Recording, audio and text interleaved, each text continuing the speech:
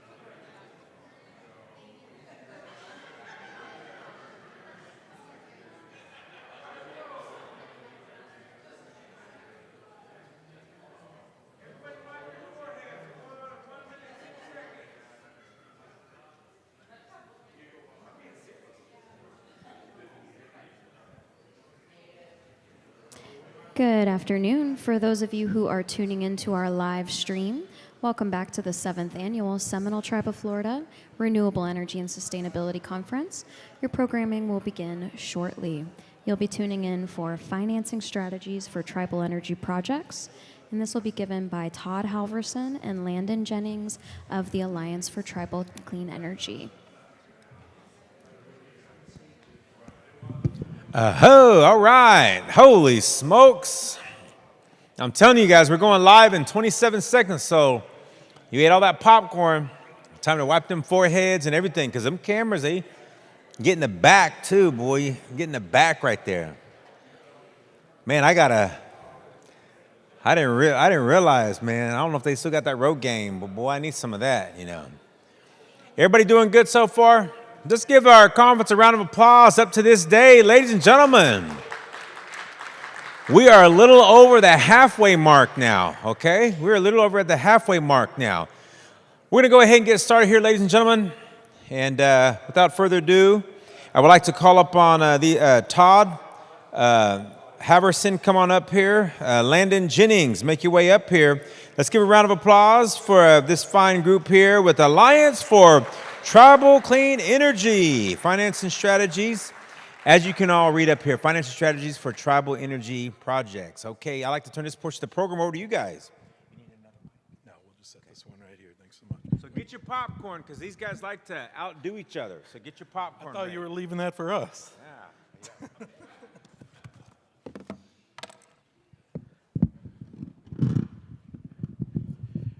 All right, thanks again to everybody for hosting this great event, especially the Native Learning Center. Really appreciate this. My motto in life, and especially since I started off as a school teacher, is if you're not learning, you're not living. So appreciate all the empowerment going on here and that you provide. We'd like to make this session as iterative as possible. So please, at any time, feel free to stand up, wave your hand to ask a question. And if you do have a question, please, when you're asking it, stand up so folks can see you and we make sure we're able to get it on mic for anybody listening at home or at the office. So again, my name's Todd Halverson. I'm the Senior Advisor for Energy, Finance, and Structuring, although I like to consider myself more unofficially as a caring analyst and a dot connector, problem solver. Those are the main functions I like to get into and to focus on. And this is my first time ever at an energy conference speaking more than once. I'm usually asked to present once and then, well, at least back in the corporate days, I'd present and then get pulled off the stage and instantly I'm working in a financial model or reviewing a contract and doing that for the rest of the conference. So you're needed and wanted when they pay big bucks to fly you somewhere and then they set you up in your hotel room to work the rest of the day.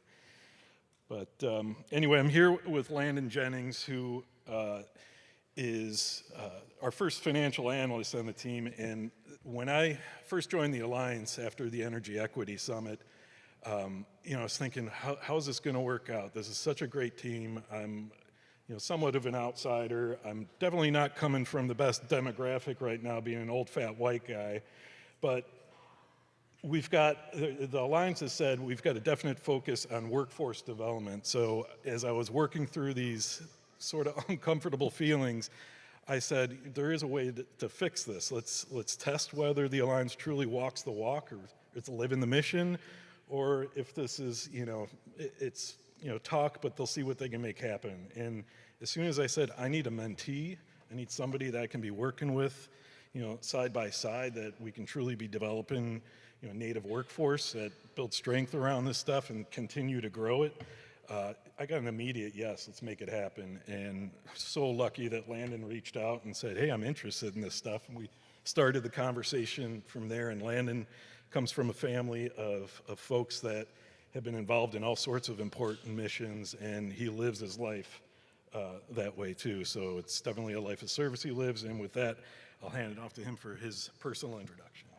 All right, hello everyone. Everyone hear me all right? All right. My name is Landon Jennings. I'm a financial analyst with the Alliance for Tribal Clean Energy. I'm Choctaw, as well as southeastern Pomo, so out in California. And yeah, I'm thankful to be here. Thank you, Todd. I'm kind of like the Todd Jr. as he describes, or like a financial Padawan. That probably is nerdier to say, but yeah, happy to be here. Happy to talk with you guys, and yeah, thanks for having me. And yeah, let's get into it. All righty. And I think you mentioned questions, right? Yeah. I'll ask keep my eyes out whenever. for questions. Yeah. All right, so here's our agenda for today. We'll be talking about goals, setting those, prioritizing those, ITC, monetization strategies, just everything as far as project financing. I mean, you guys can look over there. Feel free to ask questions, and yeah, maybe a different order than what's listed, but we'll get to all of it. All right, current energy investment landscape. So, I mean, we've all been here all day, since this morning, so we know that this landscape is continuing to change. It's just different necessarily maybe from today than it was last night. But still, let's look back at, past projections, past few years, right? Like investment in solar PV, 2024, surpassed 500 billion, right? So that's big numbers. That's more than combined investment of all other electricity generation sources, right? Last year, the total spending exceeding $3 trillion for total energy spending. 2/3 of that directly towards clean energy technology. So why we're even talking about this is we know this landscape is changing, but one thing that's stayed true is the capital is there. It's available. There's been oftentimes more capital than there is projects to fund. So, I I think it's been mentioned a few times, but it's, the fight continues. We're always continuing to move forward. This industry has been moving forward as it was before any Fed spending, like mentioned, and so continue to move. The capital's there, and Yeah, and these are global numbers, we'll point out. So, and these are record global numbers as well. So, there may be some hiccups here on Turtle Island, but this clean energy machine is going to keep rolling no matter what. all right, goal setting and prioritization. So what does this look like? I know as we have the screen, right, there's cost savings, cost stability, ownership expectations, carbon reduction, reliability, revenue generation, right? These are things that should be goals when you're looking at these clean energy projects. And when we talk about prioritization, ranking them, like what are we looking for? Cost stability, that could be one of the most important things up there, having that fixed energy rates 20, 30 plus years. Like, it's big to have. Ownership expectations. I know multiple times today we've talked about partnerships. Maybe at first, like having 100% ownership is, seems difficult, but being able to leverage that with partnerships, tribes can have that line of sight to getting what they want to get to. So it's important to know these goals and prioritize them, rank them. What's the most feasible. That's where we talk about those partnerships. Reassessing those through development and keep moving. Yeah, and I'll add there, it's developing and financing any project is a journey. So you always have to be willing to reassess and maybe adjust some of your original goals or how you rank ordered things. So it's be flexible, but keep your eyes on the prize as being the big goal. Maybe start small, keep your biggest vision going, but be nimble. Don't if you come up on a stumbling block, there's a way to get through, and just keep going. Alrighty. So project and financing stages. These are, 3 big stages to note, right? We have development, deployment, operations, what that looks like on the financing side. Note we have the dash line between development and deployment. Development doesn't always make it to deployment. But no, these are, that's what it looks like. I know you guys read the screen, but, I'd let Todd add some stuff here, but yeah. So development capital is often the most expensive and the hardest to source. That's why, because it's the riskiest dollars, right? You don't know if those dollars are really going to translate or turn into an actual, project at the end of the day. So it's at-risk money, and so leveraging grants is a great way to go there. And philanthropy, the Indigenous Power and Light Fund that we have is there in part for that purpose. So just know that those dollars are the most at risk. So when you're having the hardest time sourcing that, that's the reason. But on the deployment side, I'd like to add that's largely the construction financing, right? And that could be bridge loans or short-term construction loans that are being underwritten by, or the securitization of those loans is going to come from oftentimes the assets themselves that are being purchased. So the solar modules, the inverters, et cetera, the underlying revenue agreements. Most of renewables have been developed and financed with revenue contracts as the backing. Not merchant assumptions, just assuming that some value is going to come in if I put the power on the grid. It's an actual contract between 2 or more parties that says if that electricity is generated by X, Y is going to pay this amount for that kilowatt hour. It can be defined a whole bunch of different ways. There's a bunch of different structures out there for that. But revenue-based contracts is the mechanism by which projects, the primary way in which projects are getting financed. And we can talk more in other sessions or outside about how savings contracts and savings agreements that you hear about, especially in the community solar space, can be translated over into revenue agreements. I would like to flag that in order to get the takeout financing, and the takeout financing replaces the construction or bridge lending to get the project built. And maybe you don't need it. Maybe a project ultimately doesn't need term financing, and you've got enough between your grants, whatever donations or philanthropy steps in, and your construction piece to get the system built, that you're fine, whatever maybe you had to put in on balance sheet is adequate. But a lot of people, and this goes for all the major developers, owners of renewable assets in this country, they like to use other people's money than their own, because oftentimes it's cheaper than a publicly traded company's cost of money might be, or other similar entities. And they oftentimes, even these companies that may have huge revenues, don't have the tax appetite to take on efficiently all the tax benefits that spin off these projects. But I want to note that in order to secure construction financing or term financing, usually you need to have both pieces in place before you're going to get either of them, be able to close on either of them. So if you're planning to get takeout financing or construction financing, just know you're probably going to need to, well, at least on construction, you need to figure out both and do that in advance if you know you're going to need term. And the last point I want to mention here is there are fixed cost or transaction costs that go with each of these stages. So it's really critical to establish good partnerships with folks, so you're not going from one accounting shop to another, or one insurance agency to another, or one legal team. The stuff adds up fast. So that's another big reason why we at the Alliance are here to support communities, trying to keep those transaction costs as low as possible, to keep as much of the money in tribal communities as possible. There's a lot of secret sauce that you'll hear about from these advisors that charge a lot of money. A lot of us in the Alliance know that secret sauce and have it available to you for free.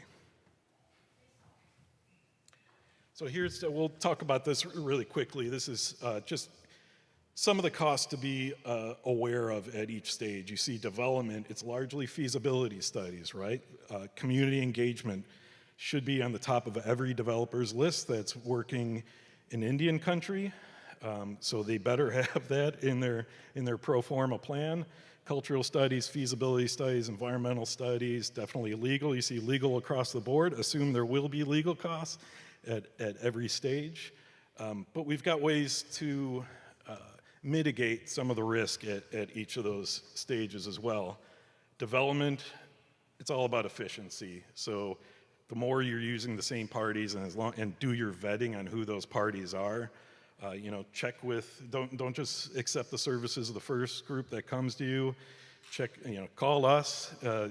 We'll give them a fair view if we don't know them already, but get 2, 3, 4 other people if you can involved too, and compare and contrast what they're offering and what the cost is.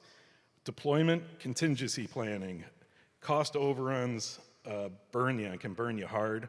So always make sure that there's some contingency in your modeling, and take that cautiously, and absorb those lessons learned, like we heard from Seminole yesterday about the cost overruns that they experienced.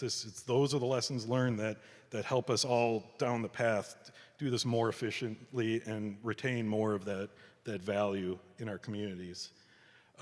With financing, a way to try and mitigate some cost overruns is request caps on fees.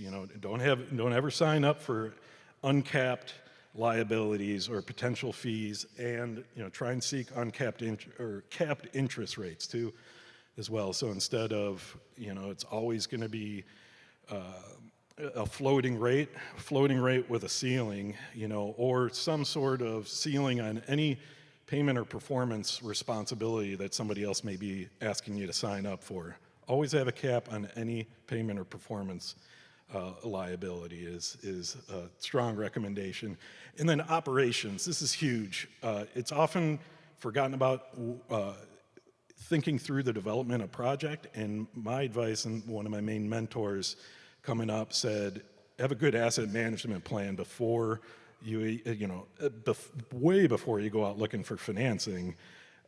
You got to know who's going to be operating that system, how are they going to be operating it, are they the right folks to be doing it, do they have the experience? Because that operating plan, these aren't erector sets where you just set them up, turn them on, and it goes, and that's it. you have to have a reliable team that's operating these. And so I highly recommend standing up and joining forces with the best asset managers in the industry, and bringing that knowledge, back home with you, and develop and stand up your own teams that can do that. And again, that's something Dr. Sanchez is working on with pulling together and making that opportunity more open for Indian country. So this is a lot of word salad. I don't want to speak to this long. This will be a resource that's available for folks. If you want to get a deck, we'll send this to you. So just want to talk through some of the various pieces and the tools, utensils used in the project finance space. You'll hear the term sponsor equity or sponsorship equity. That's basically the owner's contribution, or the project champion. So who wants the project the most? They're going to be somebody that has to put some, skin in the game here. If you want to borrow somebody else's money, they're going to want to know somebody else, generally speaking, has some investment in that project as well. And it's usually the entity that's, the project is being championed by. That is often, in tribal communities referred to as match in the grant world. And again, this is something that the Indigenous Power and Light Fund is happy to support, is matching contributions. If there's shortfalls, we'll support, where we can. And our underwriting process is very similar to, a lot of financial institutions' underwriting process. So just know that, we'll give you as fair, if not a more fair deal than anybody out there. But we all have our controls to be looking out for. And yeah, we could skip through a bunch of this, but I want to flag the recourse versus non-recourse debt, because this comes back to Pilar's statement about getting over the allergy to debt. Recourse debt's what you want to avoid. Non-recourse debt is how the primary mechanism by which debt is layered into renewable energy projects. It caps the liabilities at a special purpose entity or special purpose vehicle, which is called a project company. So it takes a formation agreement to essentially set up an LLC, and you cap your liabilities at the LLC level or at the project company level. So what does that mean in terms of how do you pull that off? Well, the project company has to have adequate assets to then provide as collateral to the financing community.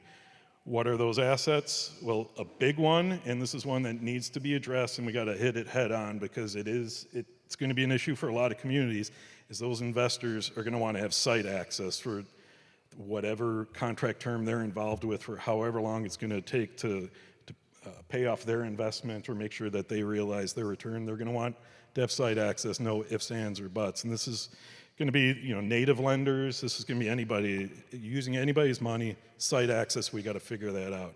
So from a priority, like what do we do first?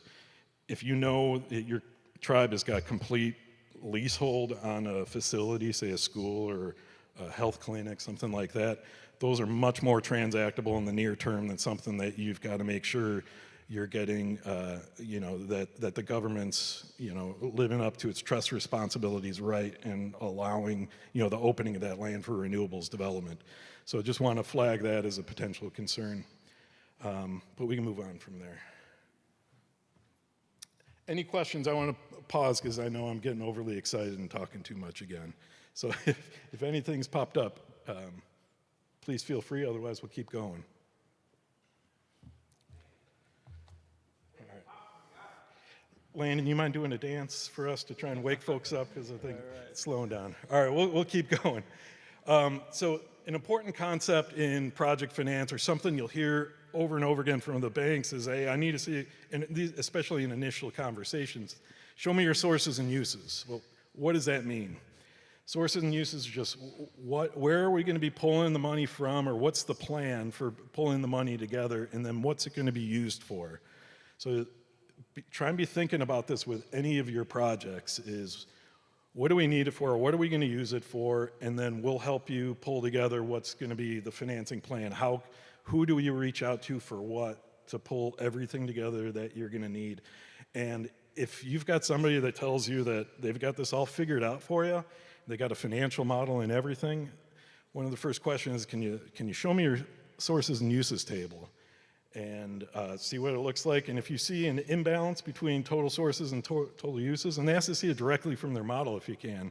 It can be a really hard thing in a lot of financial models to get that to balance right with all the inputs that go into these models. But if you see they don't have that right, or they stumble and fumble on that question, make sure you give us a call, please.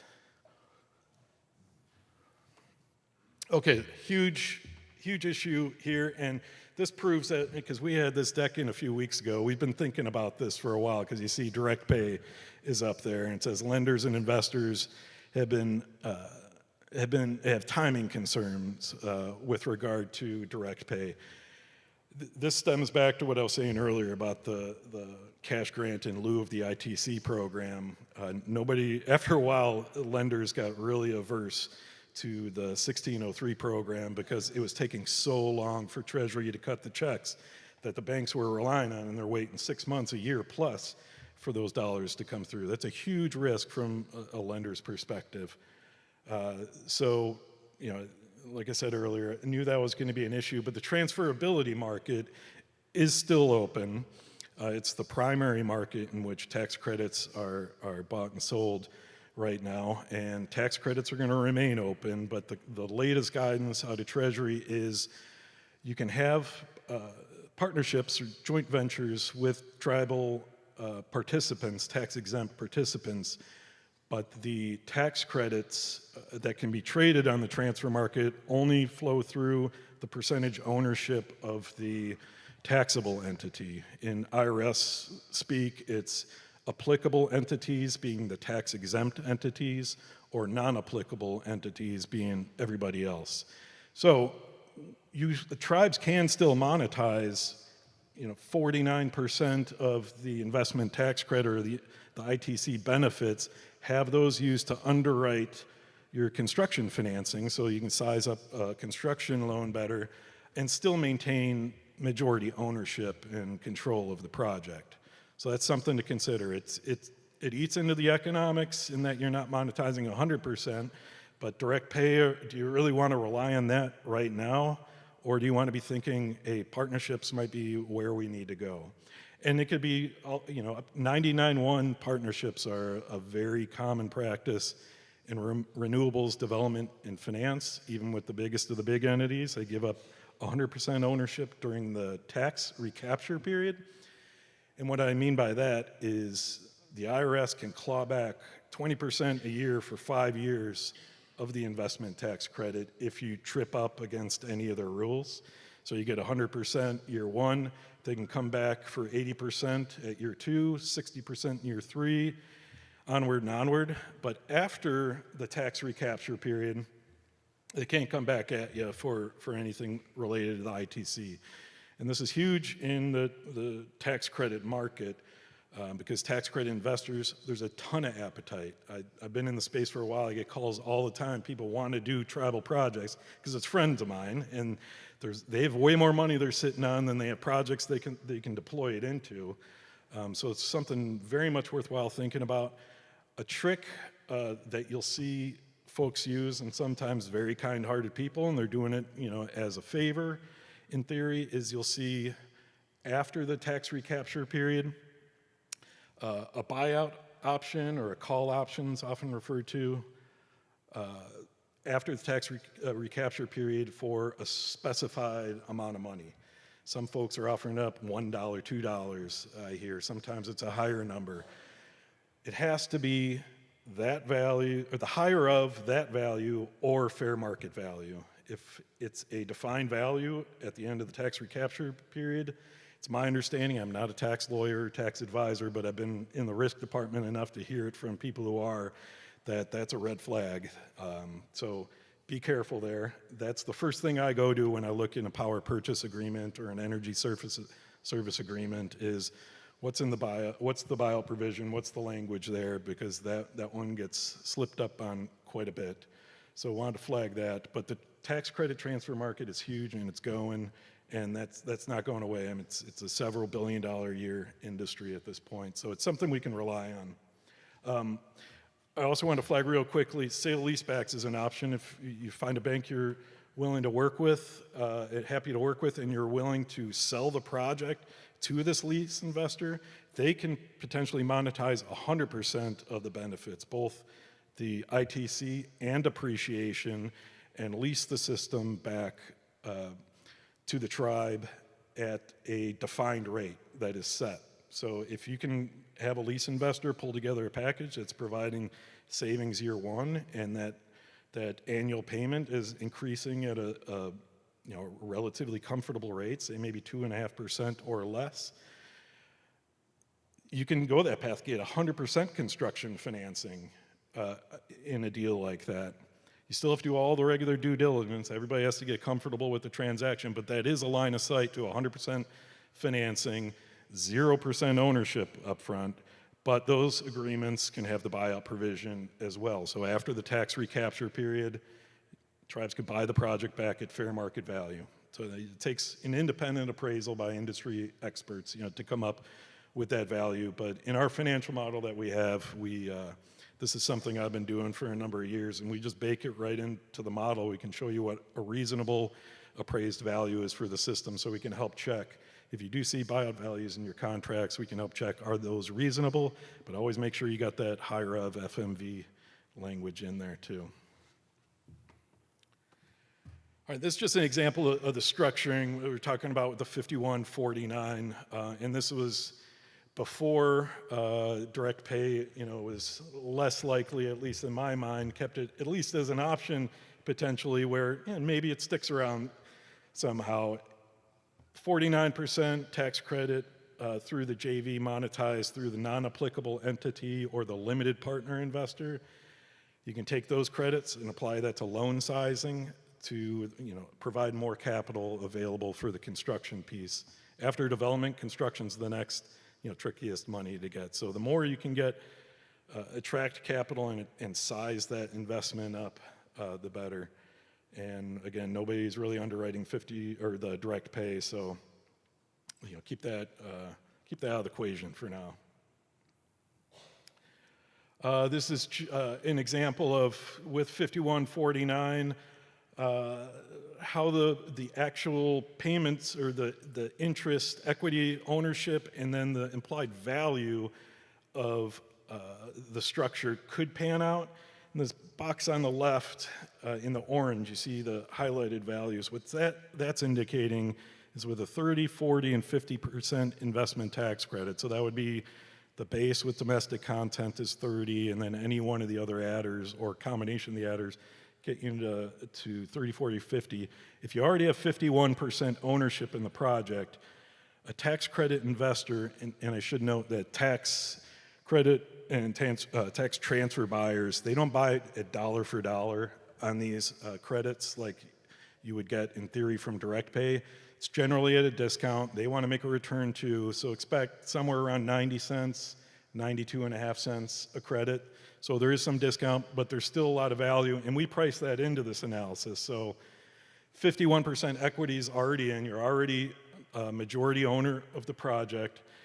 Getting the cash value from the proceeds of the ITC plugged into the financing, upwards of 75% of total value on the project could be you have 51% ownership interest, but there could be a whole bunch sitting in your back pocket potentially that could be applied to the fair market value purchased down the road. Go ahead and skip on from that. Oh yeah, so I said earlier, it's all about the team, right? And that's why developer, constructor, operator, and support team experience. This is huge to building confidence that you're going to be able to pull any given project off. And there's going to be a lot of folks coming out of the commercial solar development and finance space because they're burnt out already, and some of the news hitting their projects is, there's a lot of shakeup going on, and there's going to be more and more good talent, kind-hearted talent that's wanting to get into this and that's got a ton of experience. I know I have a very significant network. I know a lot of my peers have a very significant network, so just be leaning on the best people you can find, and keep asking questions and keep pay attention to the news, what's going on. but it's all about the team, and that's your quickest way of getting financing. Having sat on the desk that decided, are we going to look at this project or are we not, to move forward, I'd look at the team first, who's involved. And as soon as I see it's a good team, that's going to go to the top of my list. So just know from the financing, and this goes for supply chain and everywhere else, anybody that you really want to try and pull on board, the bigger and the more solid you can make your team, the better. And I'll keep plugging for us. That's why we're here to help.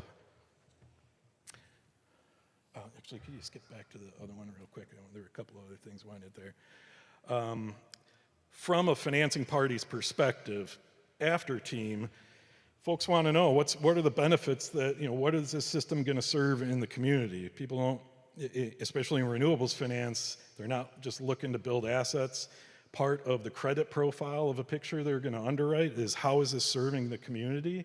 So it shouldn't be hard for us to be developing that package, but that's something they want to hear about. That's something they want to promote. They don't want to generally be paying for projects that are going to cost more for anybody or increase costs. We having at least cost parity and especially savings, helps the credit profile. Stability enhances it as well. Investment grade agreements, so hopefully you have an investment grade model, which we do. You get investment grade contracts to tie in the model, because the agreements and the model have to tie into each other. You can't have a financial model that's disparate and separate and apart from the terms and conditions that are outlined in the contracts. So starting with a quality contract set is huge, and that's something we'll be working on quite a bit this year, is pulling together a document set that hopefully we can get enough professionals in the room here on board with, and like NREL did with SIA, which is the big solar industry, they said this is our NREL SIA blessed PPA, and the finance community all went to that and said, okay, you got a project, what form agreement are you going with? And if somebody said, Joe gave me this agreement, I don't know where it came from, that'd go to the bottom of the pile. If it was, it's the SIA NREL form, okay, yeah, I'll take a look at that, bring it on. So coming up to a good doc set that you can work from to start is something that we'll be trying to pull together for everybody. We already have some of those, in hand, or at least I do from my own professional experience, but something that is can help you just be a resource just to get the ball rolling. Don't be intimidated that those documents aren't out there. Ask us, we'll find them if you're having any trouble with those. And keep your timelines reasonable. Okay, sometimes you'll hear things can be staged, but it depends. It's another depends case. When you get financing commitments, those commitments usually have a dollar range and a time range. We'll commit this amount of financing to you for this amount of time. If that doesn't work for the stages of how you're planning out the development of this project, that's a problem. So you need, when you get the financing secured and those commitments, you need to make sure the flow chart that's showing what you need and when lines up with those commitments, because otherwise you need to be planning for something else. And what's called tier one equipment in the renewables project finance market is something you want to make sure you're looking out for, because there's a lot of tier two and below product out there, and problems do happen in these systems. I've seen a lot of nightmare stories through time with bad technology, and even with good vendors. Bad batches happen and the like. Make sure you're going with good quality vendors that have good quality control practices, and the projects are being built right. And again, as I said earlier, asset management plan is hugely important. All right, I'm back. I know you guys probably think I was just up here clicking buttons, but I'll have some input too. But all right, so we also want to go over term sheets, right? And doing your due diligence with those and what those look like. Some general requirements that you can see that probably be on those term sheets, right? Structure of ownership, project summary, pro forma with the financial model with assumptions, so we can help with asset management plan, environmental reports, ITC monetization strategies, and anything else I didn't list off. But these are things that are, requirements that'll be on your term sheet, and it's very similar from investor to investor or lender to a lender, that what that might look like. So just might be a good slide to take note of.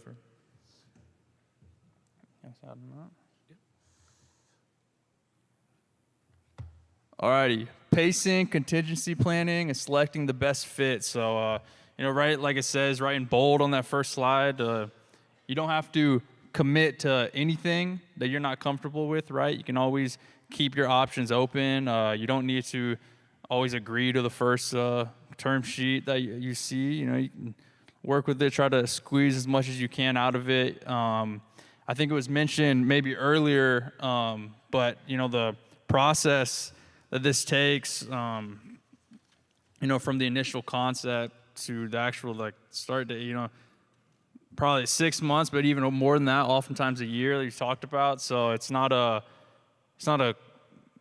quick short race or anything. It's a long haul. So take your time with it. Understand, like we talked about, what your goals are. Making sure everything lines up for you guys. Whatever that might be. So yeah, just take care of yourself. Yeah, I'm gonna Keep plugging along. Yeah. I think that's it on that slide, but let me just add to that a little bit. So I said earlier that things go wrong, have a backup plan. That's almost guaranteed for any project. Something's going to go wrong that your initial you thought it was going to be A to Z, but it might go A to B, back to A, then up to F, and then back to, it's going to be crazy no matter what, but it's doable. Again, so many projects have already been done. We heard some great examples here. Calusa, that is an amazing project. It's inspiring. There's so many other inspiring projects going on. They all went through the same pain process, but that's, the best stuff in life aren't easy and come with pain.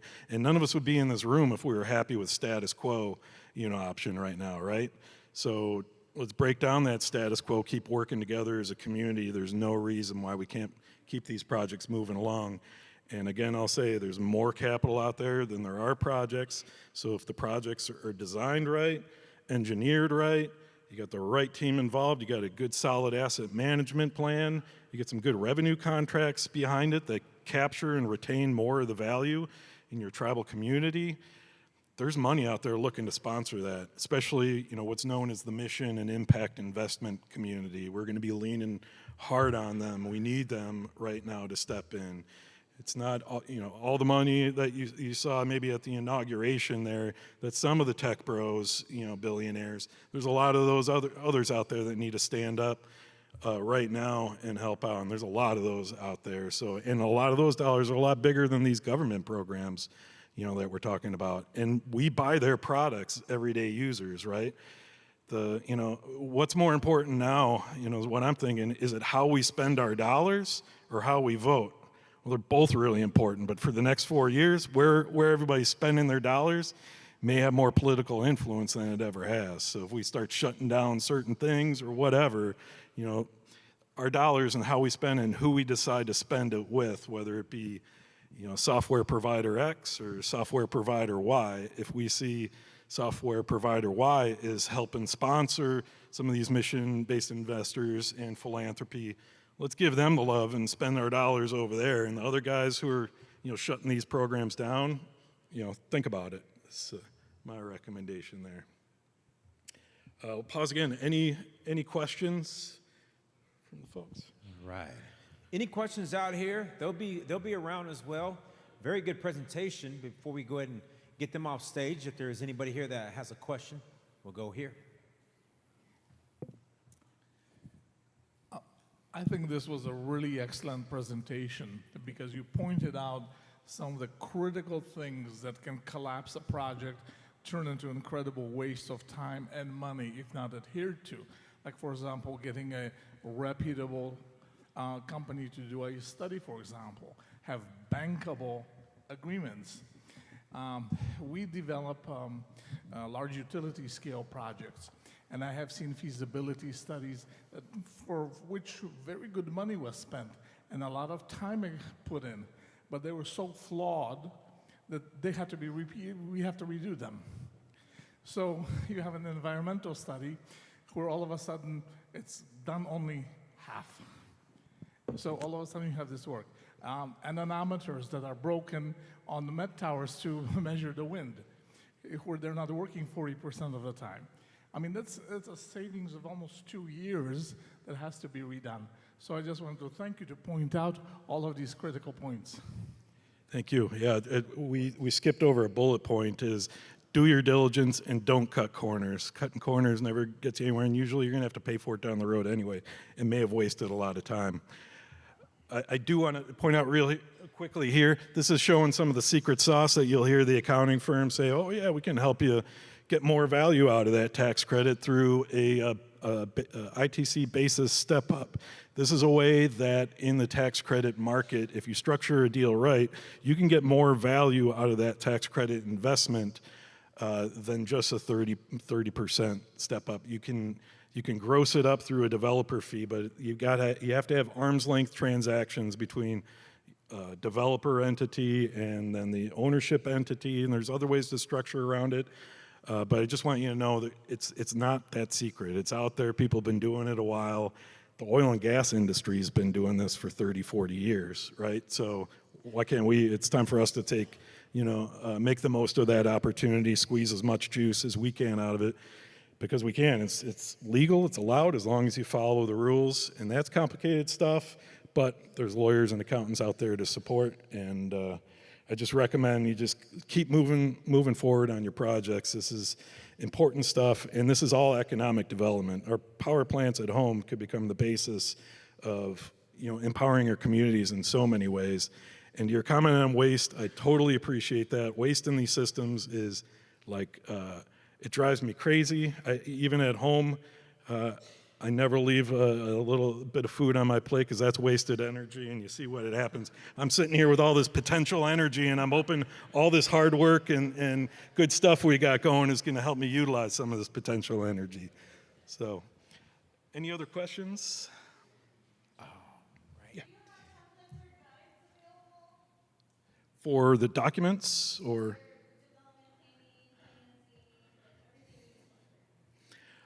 We have some stuff, but we want to make sure it's exactly what you want, so let's talk and we'll help you out there. But yeah, we do have some materials that are available, and we're expanding that set of tools all the time. But I should highlight our project finance model that we have. We call it the Weaver tool, and it's a multifunctional project finance and planning tool used for assessing economics. It could be the most high-level economics, so give us the 5 or 6 most important values to assess a given opportunity, and we can show you where it's sitting in the model, all the way to closing on financing. It's super granular. It's got 3-sheet financial statements embedded in it. We've got a change log. You can see, hey, we started here, first concept, we're here. Now, when we're making an investment decision, what changed, why, and when, and it's here for you. So reach out to us. We're here to help. All right, Todd Howerson, another round of applause. Thank you.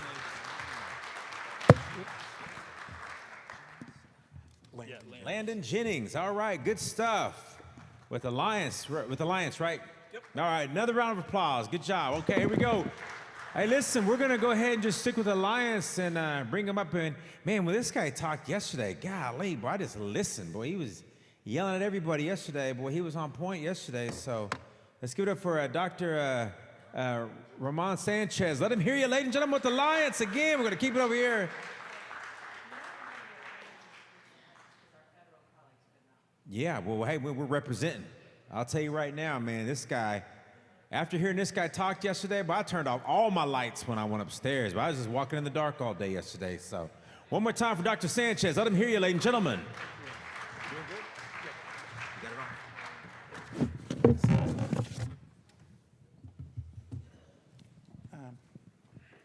Well, thank you so much. And today, actually, I'm not Jennifer. I don't pretend to be or anything like that. They asked me to talk about building tribal resilience to climate change. And let me tell you something that I have been doing for the past 5 years. We have been going on my previous job to communities worldwide to try to create these climate change preparedness plans. So what you are about to see is something related to tribal communities, but something that has been implemented in many places worldwide. So let me go into that. And let me see if this is working. Oh, yeah, it does. Okay. So let me start with something fundamental, which is when we talk about climate change resilience, that is how easy we can recover from an extreme weather, the damages from an extreme weather event. When we talk about vulnerability or climate change vulnerability is how much something will hurt us if it happens. And I want you to see this particular road right here. This road is in the Pacific, and it was connecting one city to the rest of the country. Then there was a landslide. This truck right here is not a toy truck, it's a real one. And as you can see, it destroyed that highway right there. So they didn't have any connections by land to the rest of the country. So just by that rain that created that landslide, they were extremely vulnerable to climate change. And in this case, when you talk about resilience, is how fast can you recover from something? Well, the best resilience is actually when you don't get any damages and you actually recover instantaneously. Okay, that will be great. I have one example here. So when there is a flash flood, sometimes you have some homes that are on stilts, but actually they have guiding posts right here. So what happens? When the water goes up, they float. They don't lose power. They are fully functional. They are still working perfectly. And when the waters go down, when they recede, that's it. They are still working perfectly. That's an example of resilience. So what I want to show you is that every time that we identify and reduce climate change vulnerabilities and we increase resilience, then we have climate change preparedness. So we have to do both things. Preparing means identifying our vulnerabilities and increasing our resilience. If something happens, we should be able to recover almost immediately, okay? So what is the biggest challenge? The biggest challenge is that every community is different. Just like every tribe is different, every community is different. The problems that they are facing because of climate change in Alaska are not the same problems that we are facing here in Florida or problems that we are facing in New Mexico or in other places around the country. Every community is different, and that's part of the problem. So we don't have a cookie cutter solution for that. So problems with this. It's very difficult to identify where it hurts because most people don't think about the extreme conditions that you will face because of climate change. Then it's very difficult to plan for the unexpected. And most communities are skeptical about climate change and its potential consequences. Well, I should say that not most communities, some communities, but still, that's something that I wanted to address today. And most communities and municipalities are afraid of the cost. How much is it going to cost to do something? So I want you to view this picture right here. This wasn't taken in Alaska. This was in Pensacola, Florida, a few days ago. So there was snow, sorry for that. There was snow in the shoreline near Pensacola. And this is the sunrise right here, a few days ago. I don't know, would you have ever thought like, hey, we will have snow in Florida? And we are having it right now. The polar vortex is going so low into the continent that we are having snow in Florida right now, in northern Florida. Okay, we need to get ready for that. However, if I had said 10 years ago, this is a picture of Pensacola from a few days ago, you would have said, no way, no way. And there was no artificial intelligence then. So it would have been like, this is I don't know, a really good fabrication or something. But this is what we get today.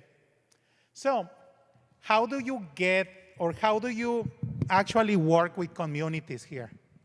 Something really important is, as always, we need to go to the tribal government and to the people and say, well, this is about to happen. You're in a mountain community, it's very likely that you may have a landslide, because of excessive rain. Or you may have other things like infectious diseases that you didn't have before. So we need to prepare. The more you prepare, the cheaper it will be to implement the solutions. And that's why, well, just think about it. If you have a problem like snow in Florida right now, and then you have to bring all the snow vehicles to clear the roads and the whole thing, and you have to bring them from places like Illinois or Massachusetts or some places like that, it's very expensive. However, if you have the retrofits, or at least the implements right there, so whenever it snows, we are kind of ready, not super ready, but at least we can actually have like our highways clean or cleared. We can deal with that, and it will not cost us that much. So first, let's go to the tribal government and say, this is real, this is happening, and we need to get ready for that. The other thing is, involve people in the community in assessing the climate risk. Remember how I mentioned predatory consultants or consulting yesterday? Like they will come to the community and they will tell you what to do. We don't need to do that. We can actually train people within the community about the different risks, how to deal with them, and let the people decide what they want to do in every community. That's essentially what we would like to do here. And so you train them, well, you recruit people, you train them, and then there is a large group, like people, like the amount of people in this room, and we are all talking about what if? What if there is a snow in northern Florida? How do we deal with that? Imagine that we live there. You are the ones that will know what will happen and what we are supposed to do to get rid of that. But for that, we need training. So every time that we are thinking about climate change preparedness, we need to identify key infrastructure or key points in the infrastructure. Okay, let's say right here in Florida, I-95 is closed because of a flooding. What do? We need to have a backup plan. We have alternative routes and those things. What do? What happens if we have one of the markets is no longer there because of, I don't know, a hurricane or something like that? What do? We need to consider all of the possibilities and nobody knows tribal communities better than people that live in those tribal communities. That's why it needs to be like that. You should consider extreme situations, like for example, okay, I remember I told a friend that in 2015, I was addressing the United Nations, one of the General Assemblies, and the topic at the time was pandemic preparedness. The year was 2015. Very few countries actually did something about it, and those countries were fine during the COVID-19 crisis, health crisis. Other countries were not doing that good, okay? Some countries didn't even shut down their economic activities, because they were able to cope with that. They were ready for that. So that's why we need to think about the extreme situations. What if there is a hailstorm right here where we are in Fort Lauderdale? What will happen? How do we deal with that? What if there is a year with an extreme drought and we have no rain? Unlikely, but it may happen. So how do we deal with that? And we have to determine risk using 3 components of risk. The occurrence, meaning the likelihood that something may happen. Severity, how bad would it be if that happens? And detection. Can we detect the problem before it happens? When you actually start thinking about those 3 components of risk, then you can find out how vulnerable you are to certain things in the community. So the numbers are in a scale 1 to 10. And by the way, we teach how to do this at the Alliance. We teach people how to assess, like in this case, the likelihood is it a 1, like very unlikely to happen, or a 10? Like for example, I just have an example of a 10. The probability that I will have an accident if I'm driving blindfolded for 10 blocks is very likely. Very, very likely. Even if I don't have a lot of information, it's very likely. Or, for example, a 1 will be the probability that we will have something like fluctuations in gravity and then we will go to the roof instead of to the floor. It's unlikely, okay? That will be a 1. Very, very unlikely. So that's an example of that, but there is a range in between. What is the likelihood that we will have no rain in Florida, for example, right here in Fort Lauderdale? It's low, but it's not 0. In a scale 1 to 10, it may be a 3 or a 4, something like that. Well, let me go to the next one. Severity. In this case, is how bad would it be if that happens to me? And that measures essentially, well, remember how we were talking about climate change vulnerability? This is measuring that a little bit. And let me give you one example that most people will consider. What happens if there is a power outage in a critical care unit in a hospital or in an elder's house, and that person is connected to something, to a respirator or something like a dialysis machine? By the way, respirator and a dialysis machine are very different. But in this case, let's say that is a respirator keeping someone alive, and there is a power outage. What will happen to that person? What will happen? Yeah, everyone is like, die. Yes, of course. And it will, and that person may die without warning. If there are no alarms, if there is no way to actually prepare for that power outage, you actually have a problem. It's very bad if you lose power under those conditions. That's severity level 10. Severity level 9 is like when you are having a heart attack. Why? It's lethal with a warning. It's telling you that you are having a heart attack, for example. It hurts. You can get to the hospital. You can get medical attention.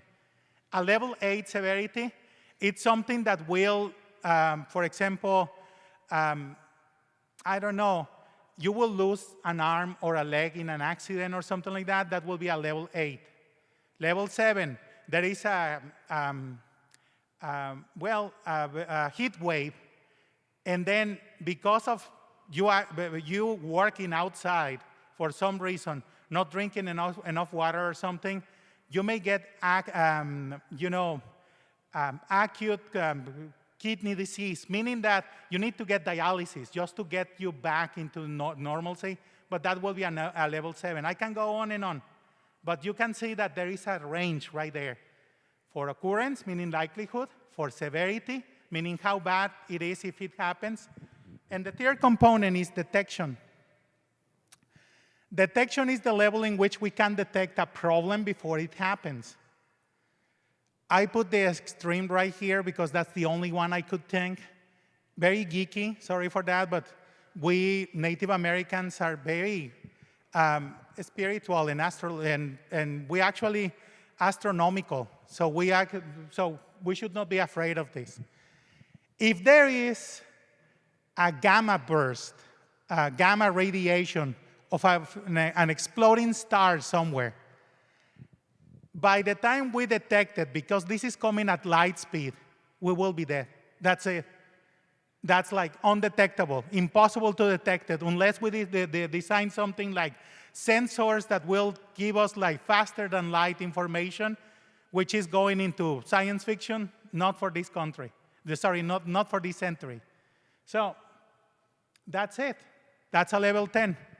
A level 1 will be like, can I detect if something is gonna fall if I let it go from here? That's a level 1. You have detectors to find out about that. It could be a person, it could be a machine, it could be an optical system, whatever, but it will detect if I'm dropping this all the time. It will be like a foolproof detection system. So we have 3 components and a scale 1 to 10. So we multiply them. The component of likelihood, which is occurrence, times the component of severity, times the component of detection. And then we get a number that we will call risk priority number, and it's in a scale 1 to 1,000. And you may be thinking like, wow, what about that, you know? This is the way that in which we secure the safety of our nuclear arsenal right now. It's the same procedure, but we are applying this to climate change resilience. So you actually implement any corrective action for anything in which you have a risk priority number of 150 or more, or if you have a 9 or a 10 in any of the risk numbers, the partial risk numbers. You implement or try to come up with a solution to reduce the risk. That's what you try to do. Okay, so I'm going to try to, describe a little bit like what the process would be. Usually, you assign this to people that are the people that are responsible for community preparedness in the community. And that's why I say a large group. What will be the problem if we have 3 or 4 people defining this? What do you think will be the problem if we have only 3 people defining what the risks of the community are? What will happen? We only have 2 or 3 people. What will happen? Not a big enough sample. We will miss different points of view. It will be difficult sometimes. What affects someone in the community doesn't affect someone else and vice versa. So that's why we need to have a large group. And that way, we can cover everything. The other thing is distributing the workload. If we are analyzing different systems in the community, it's very easy to create subgroups of 10 people, and then they are doing the analysis on behalf of the community, and then coming back to the rest of the people, telling them, this is what we analyzed, this is how we did it. But they have a common framework on risk assessment. And because of that, everyone in the community will have access to that information, and they will know how to access that. Therefore, we need a large group. But we need the tribal government to be on this. It's not something that a consultant or an individual can do. You need the community for something like this. Then you have to analyze risk in every sector, in every point of your community that you think that may be affected by something. So what happens if there is a flash flood and it completely overwhelms Main Street? What happens? I don't know. What happens if there is a heat wave and it melts the pavement that is leading to your community, or at least it's not optimal, and there may be some accidents right there? What happens? So that's why we need to do all of those things. And remember how I say that communities were different? Well, we have, this is like the ranking for coastal communities.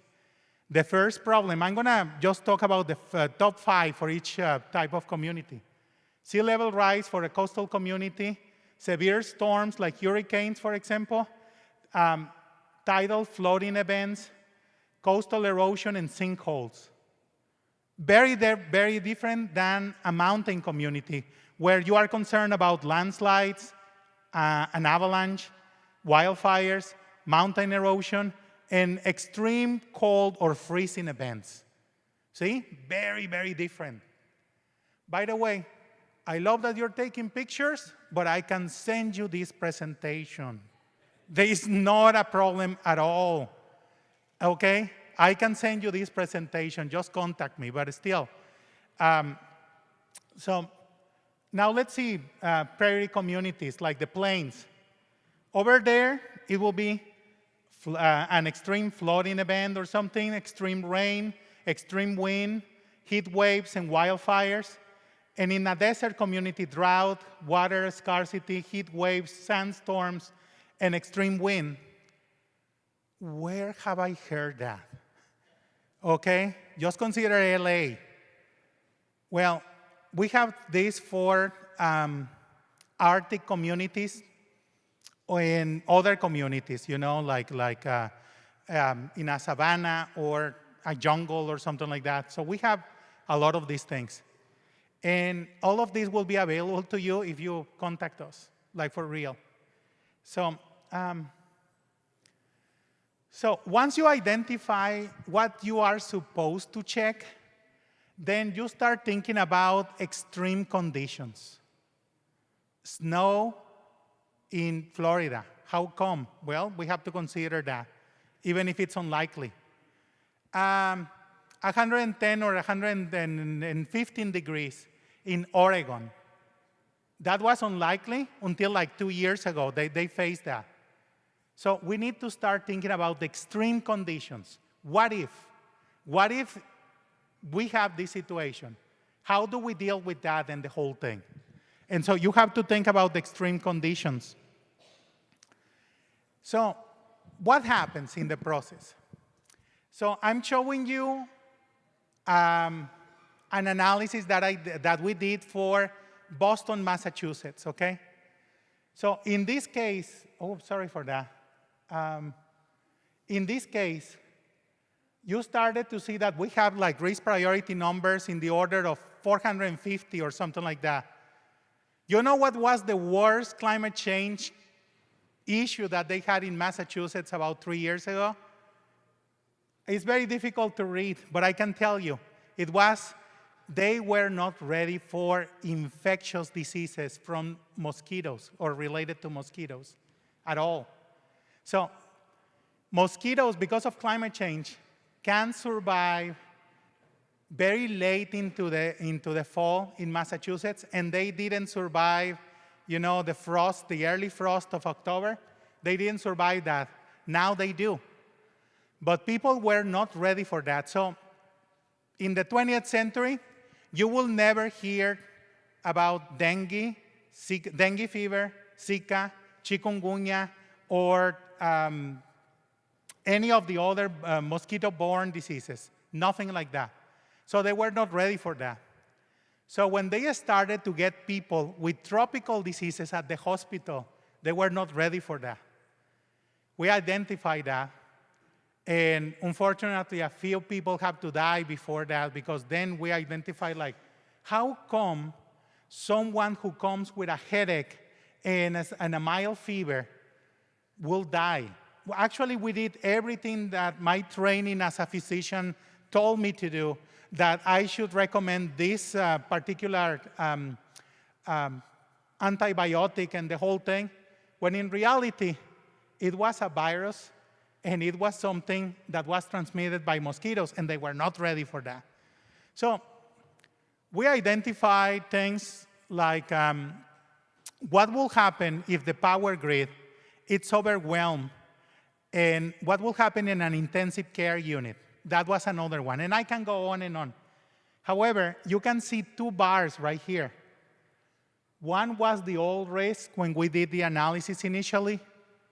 The green one is the risk priority number once we implemented things to reduce the risk. So in the case of this place in Massachusetts, it went from 448, bless you, to 48. 440 to 48.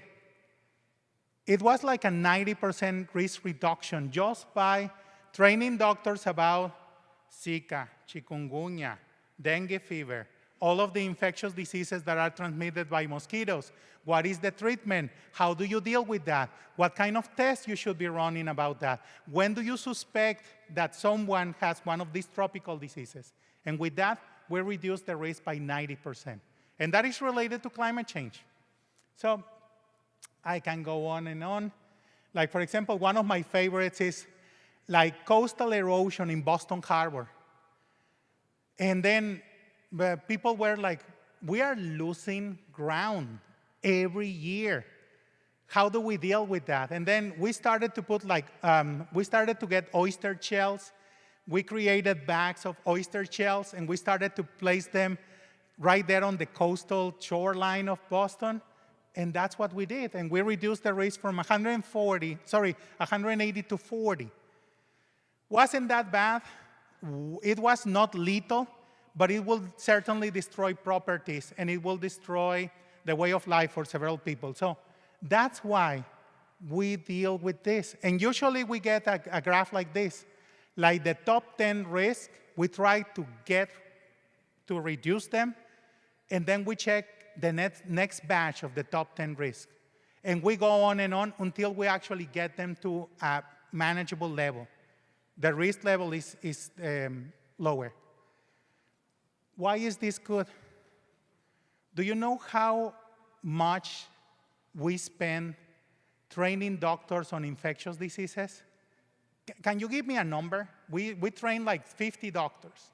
Can you give me a number like on the ballpark of what? Training someone for one day. We met at 9 a.m. We had a break for lunch at around 12:30.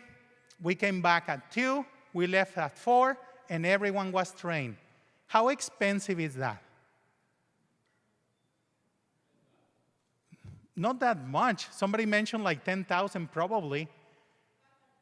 Let's say 500, 1,000, whatever. It's less than $10,000, okay? But think about this. Just considering how many people died because of infectious diseases, the number is around 12 to 18. Imagine what is the cost effectiveness of saving lives from now on. Just spending $10,000 to save 12 lives a year, right there. Think about the cost effectiveness of that. So if you go with that to a foundation, or you go with that to any potential funder, they will give you the money. So that's why this is important. It didn't cost that much. It did a lot of good, and you can get someone to fund it. And when you need something big, instead of getting like the recommendation, for example, in Boston Harbor to stop the erosion in Boston Harbor, we were using oyster shells in a bag, and we will place them in the shoreline. The cost of that wasn't that much, but I'm gonna tell you that a consultant came to us, to the community in Boston, and wanted to invest $30 billion to create a dike or something like that, a dike system to prevent coastal erosion in Boston. $30 billion versus oyster shells on a bag that the community was actually gathering, and we had volunteers to apply them over there. That's why we need to empower people by sharing knowledge. We actually can do that, and that's something that tribal communities could benefit from. Not sure if the clicker is working. Just check. Hey, cool. So now we are going to go into a case study for wildfire prevention. And I'm going to start with, go to the next one. Let's try that one.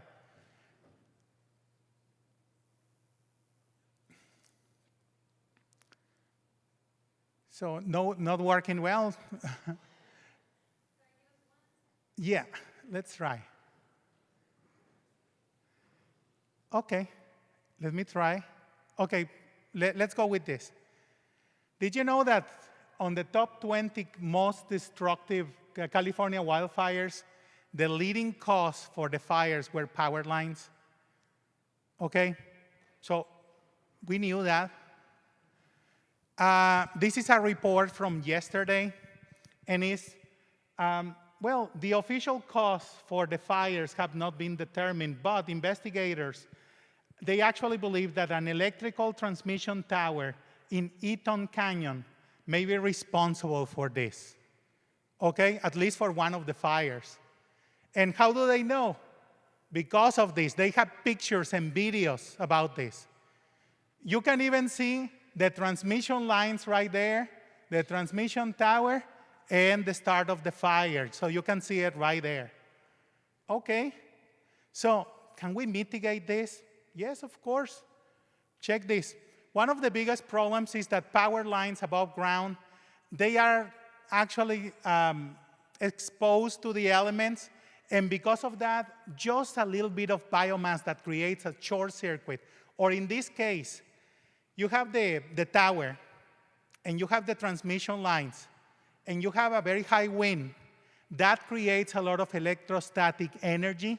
So one spark at the bottom of the tower with biomass, that's it. It will ignite the fire, okay? So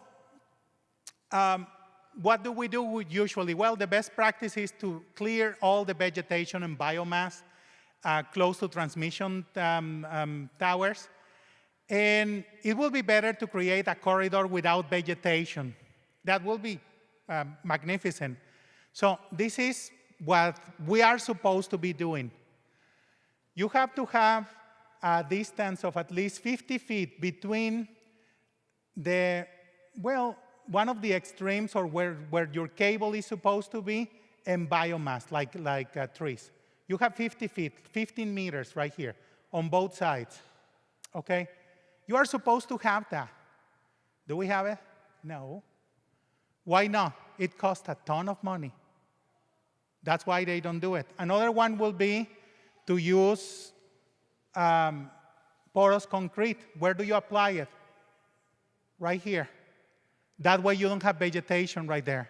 Well, what is the problem with that? Can we try to put the video on this? Let's see if it works. I want you to see what porous concrete is and what it does. Let's see. So, no vegetation is really good because then we have no forest fires. And so we are trying to do that. And let's see, even with no sound, you will see how effective this is. Talking about no sound. My experience using permeable paving today is basically I've done a lot of residential block paving permeable systems. This is the first time I used a top mix permeable paving. So yeah, quite a bit of experience using permeable materials before. Top mix permeable material is so good as in the way it can deal with the water in such a quick amount of time. Obviously experiencing heavy rainfall days compared to the block paving systems I've used, it deals with it so quickly. It's really good. I found the handling of the product on site really sort of good to work with. Obviously ourselves and the contractors on site, we've got a good system in place. That's enough, that's enough. You know, I think that they got a main formation dig to the actual finished product in a matter of days, weeks, and on big areas.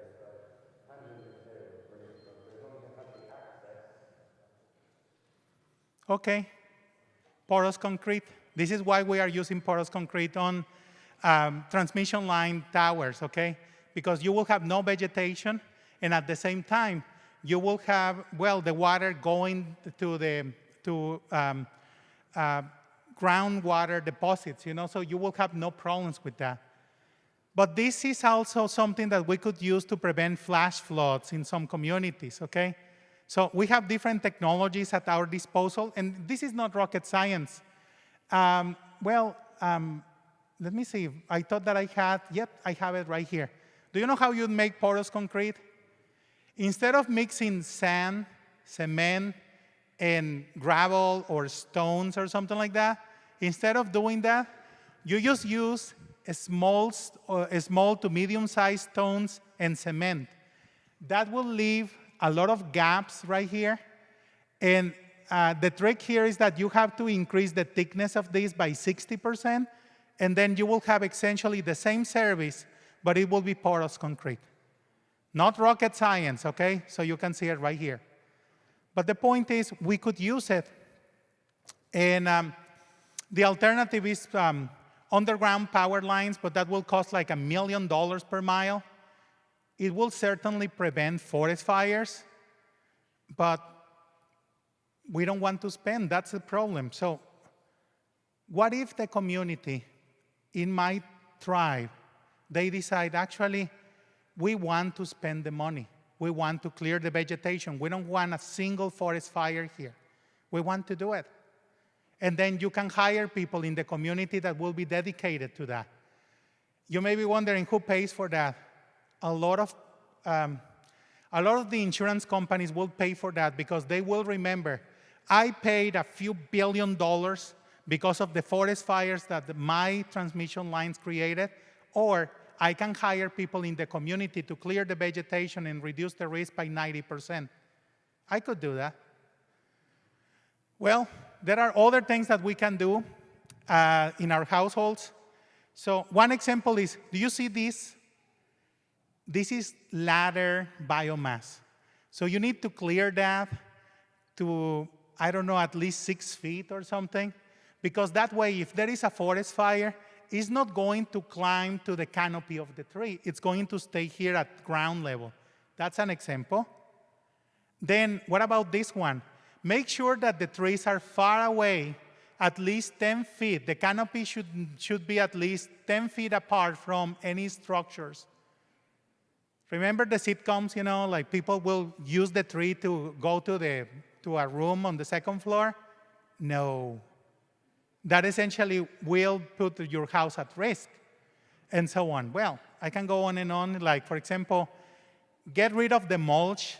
Looks beautiful, but if there is a forest fire, get rid of it immediately.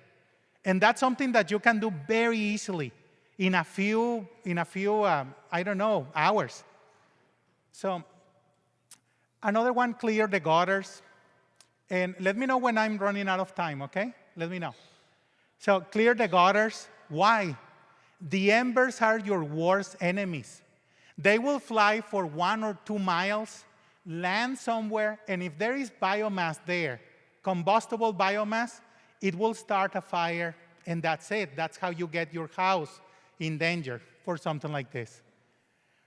Even better, change the material for your roof. Instead of using asphalt roof shingles, you can use either a metallic roof, tiles, or fireproof asphalt shingles. Did you know that this prevents close to 40% of the forest fires? Just this, having a metallic roof or something that is non-combustible.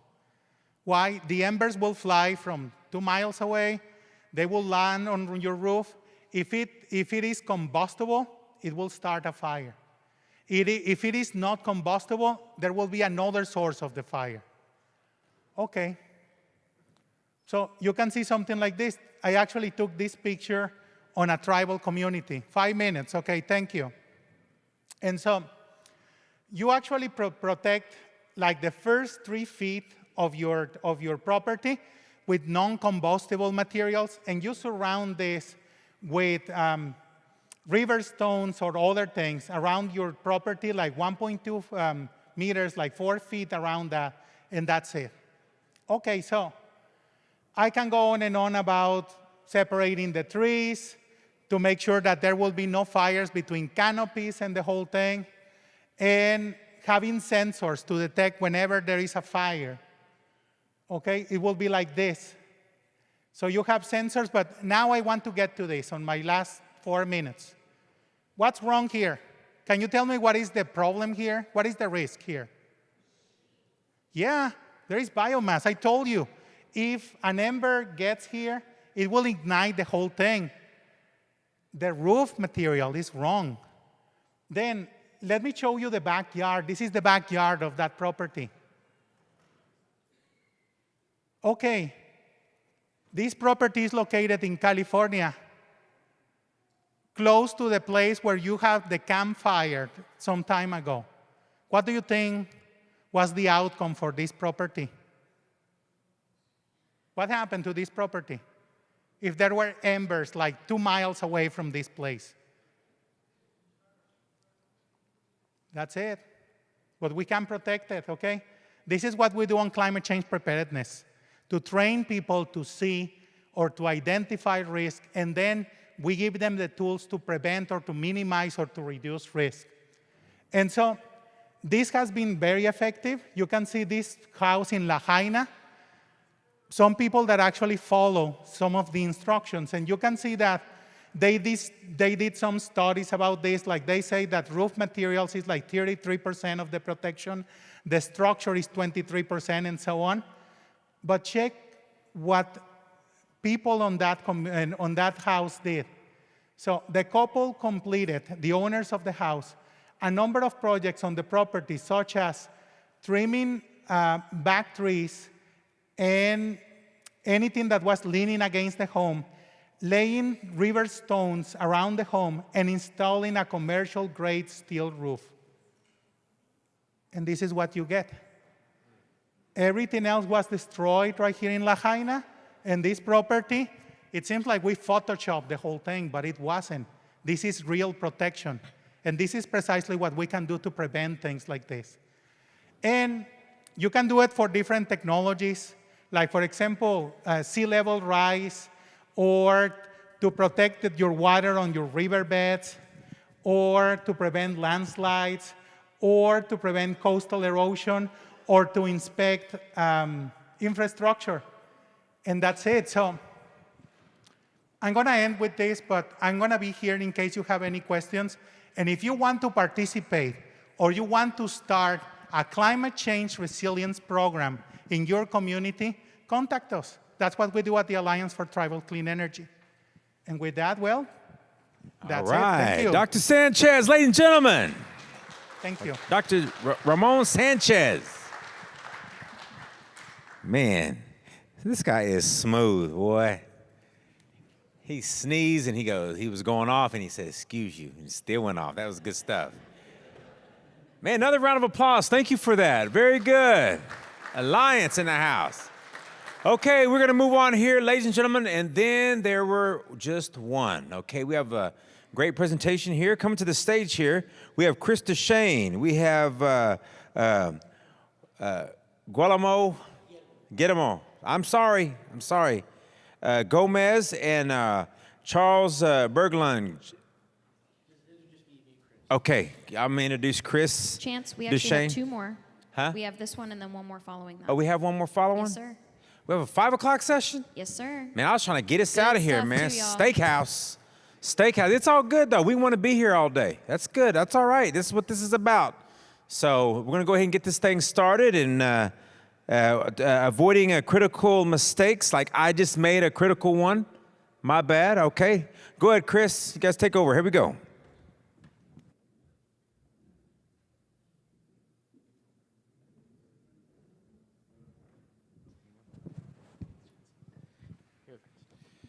All right, thank you, Chance, and good afternoon.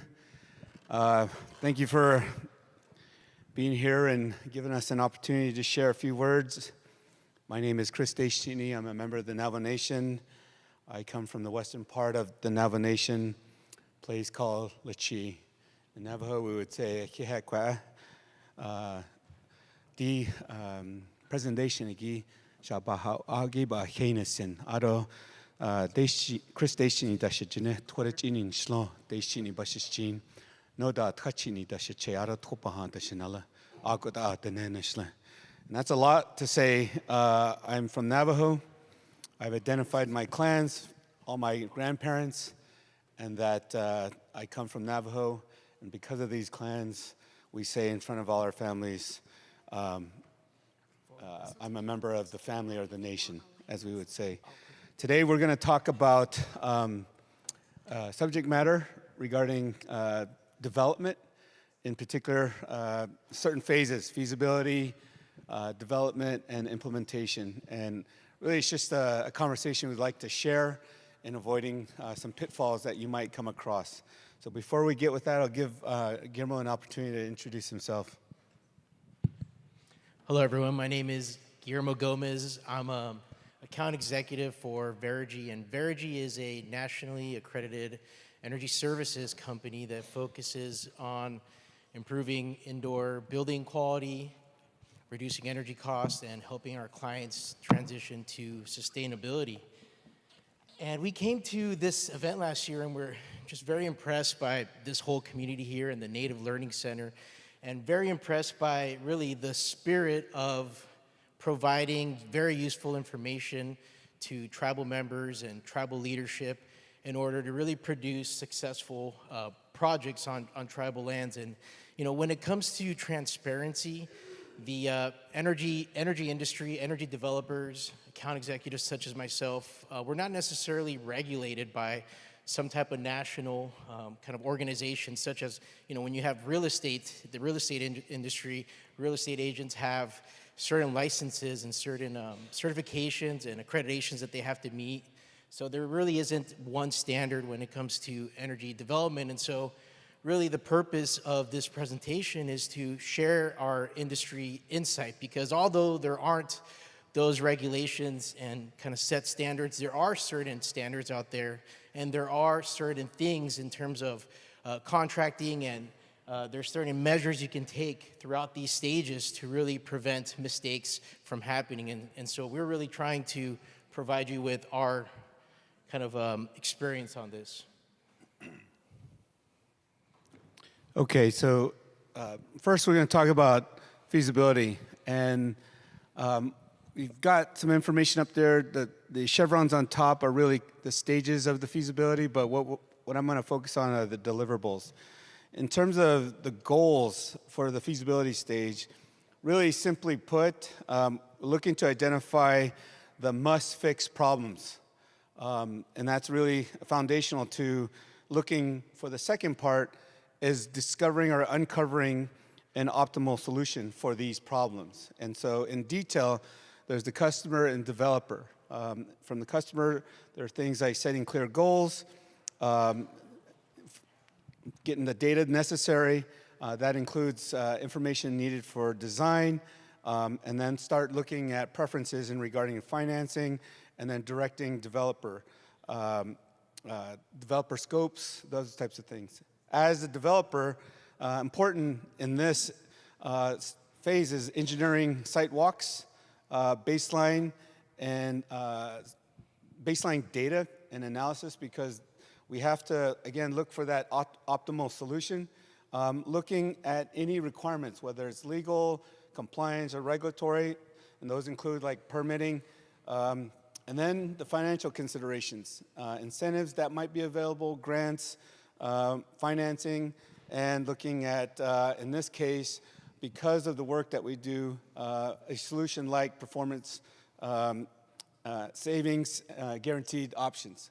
So I'll move to the next slide. Guillermo? Perfect. Thank you, Chris. And one more thing to mention, a lot of the insight that we're speaking about here is really in regards to building energy efficiency and power generation projects on critical buildings. So that includes tribal clinics, schools, casinos, just critical operations is really what we're focused on. And you know, it all starts like a lot of the deliverables that Chris mentioned, but it really starts with a really good strategic master plan, because you want the goals of the project to line up with the master plan that the tribe has already previously put forward. And when you come up with the goal setting stage, you want to have specific goals such as resilience, reducing cost, increasing sustainability, but you really want them in order of priority, because that order of priority is going to impact how the project is eventually optimized and developed. And so another important key item here, not to skip, is energy efficiency. You don't want to skip energy efficiency. You want to make sure you do an analysis on energy efficiency before you start asset sizing, because you want your building and operations to be really energy optimized. And when it comes to selecting developers, these are just some key things to consider. There's no right or wrong answer on some of these, but you want to know what you're getting into with developers. Are they technology agnostic? Meaning, are they supported by just one brand of technology? And if they are, that probably means that, let's say you're buying an HVAC system. If the developer is technology, not technology agnostic on that, you're probably going to get the same brand, software, controls, service, that type of thing. Not that it's a bad thing, but just be aware of what you're getting into. Same thing with, is it finance-tied development? And what that means with finance-tied development is many developers will be partnered or joint ventured with private equity or financial firms. It's not a bad thing, but a lot of times when you get involved with these type of developers, you're probably going to be tied to their type of financing mechanism. And so that'll limit you later on in the project on having competitive kind of financing options and interest rates.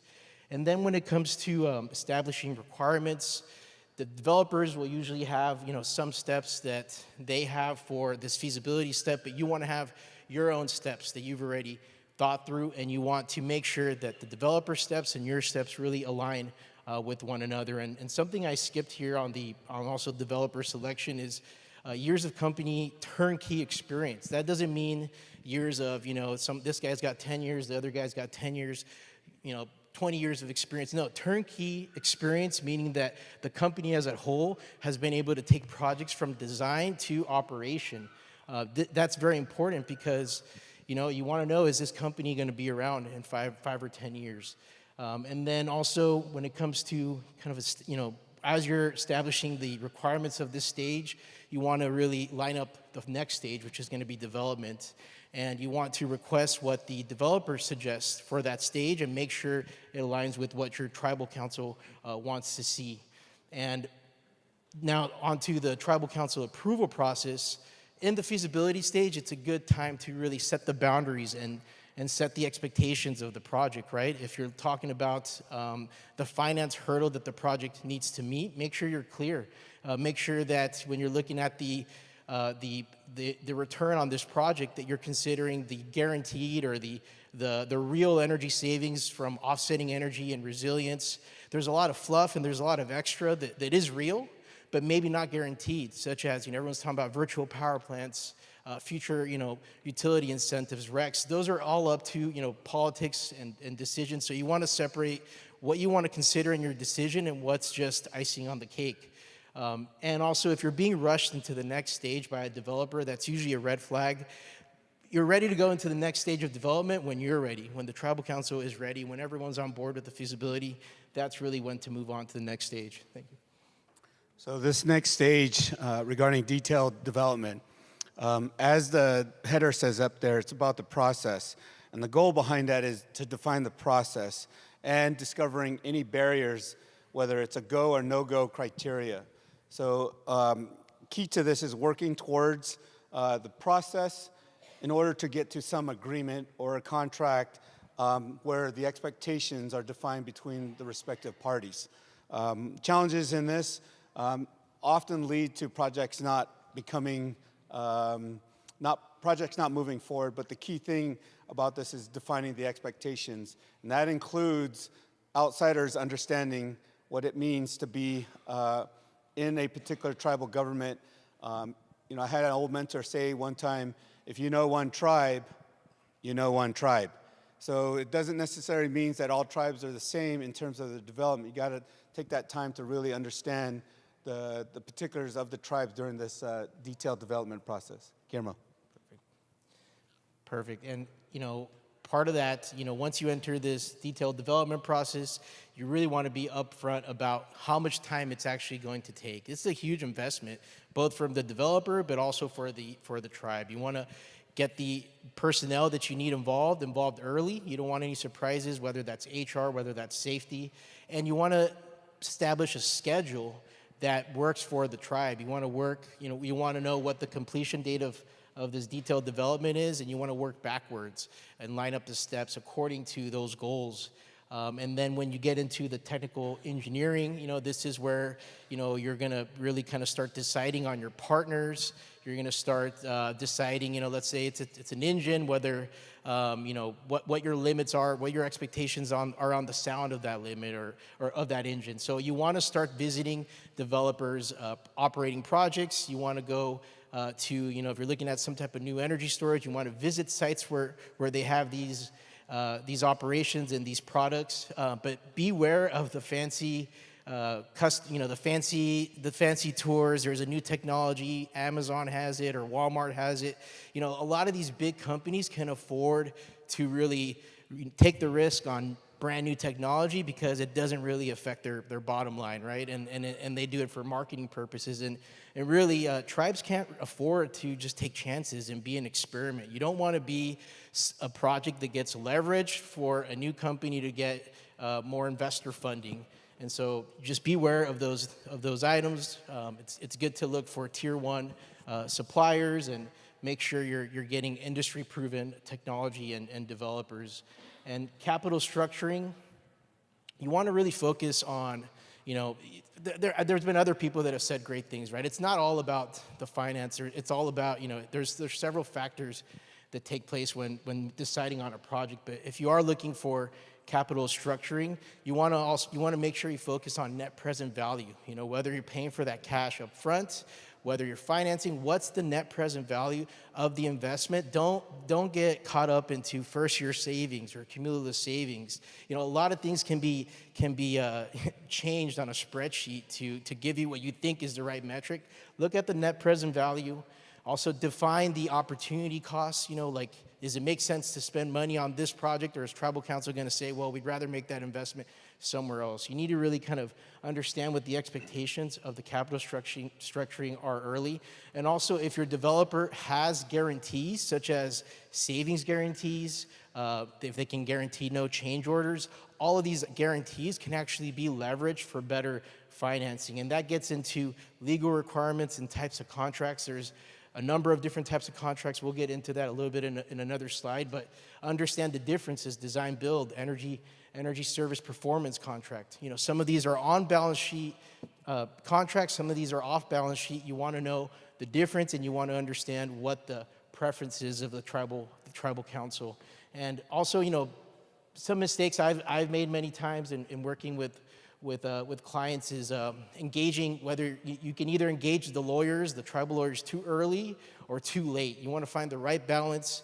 And what I mean by too early is you want to make sure you know what you want out of the contracting process, or else it's going to confuse everybody, and you don't want to be too late because that can really kind of stall the whole process. And last on this is when it comes to the approval process. The main thing is to have collaboration and communication throughout this whole process, so that when projects get to the end, nobody's confused and everybody's on the same page. Something that helps a lot of our clients is when they have some type of internal document that they're able to pass around and make sure that everybody's on the same page, and make sure all the approval metrics are clarified. So, on to implementation. Okay. Next, implementation. Simply put, the goal here is to really put resources to work. That includes capital, labor, management, your development team. They're utilizing communication protocols, project management skills, stakeholder meetings, and all to meet the schedule and milestone requirements that you've defined in your development process. And the goal really is to reach a COD and an operational date to put the project into operation as it was envisioned. In terms of the deliverables, customer and developer, really communication is important. Data is still important. That's all the analysis and information related to the designs. And then some things that are important but not spoken of and or are critical to the community are things like hiring preferences, community benefit agreements, things that are important but don't necessarily come to the front. And even if they do, the protocols in dealing with the community and reaching out to the community members. What I've seen in my experience is companies come in, they address that, but they address it at a corporate level. And one thing we haven't highlighted and stressed is the difference between a sovereign decision and a business decision. And a lot of times, and we'll get more on this here shortly, but a business decision comes in, hire somebody to deal with community and government affairs, but at the corporate level, not at the sovereign level, where we need somebody on the ground, if you will, and working with the community to help educate about the project. And then quickly about the developers is really introducing the team in terms of the execution, project schedules, transparencies when it comes to reporting mechanisms, and then looking at all the documentation and going forward, like the O&M, startup, shutdown, all the different things that would put the project into operations. And then lastly, all the information related to the financing, and that's all a whole separate process. Guillermo. Perfect. So, as Chris said, making sure that that schedule is implemented early. It's a schedule for success. If there are going to be some times where it's going to be difficult to do construction work on site, it's important to plan that with the developer early. If there's going to be some type of shutdown that's going to require backup generation, it's important to kind of really put that all into the schedule. Operations and maintenance, these are just kind of some suggestions coming from what I've seen with our clients. Is you want to establish what you want to do in-house first. Like what capability. Like if you're going to build a microgrid, you want to think about the O&M that you want to do in-house. And maybe some of that is going to change throughout the years. Maybe in the first years you have the developer do the O&M, but then in the second, third years you start doing your own O&M. You want to start planning that early on, and you want to start negotiating short-term O&M. From the developer side of things, developers, are going to want that long-term O&M contract. They're going to want to negotiate that, but you want to keep it short-term. You want to understand what your flexibility is. If you want to take over the O&M later on, you want to have that ability. A lot of times you're going to get the white glove treatment, and a lot of that is just trying to lock you into a more expensive O&M contract. And even if you have all the O&M and all the right kind of monitoring systems, the right BMS, you want to look into having some type of integration software that integrates everything. Because even if you've got good reporting, well, what about your maintenance logs? Are those being reported, and are those being tracked? So that's important to understand how you want to monitor and integrate all the information. Workforce development.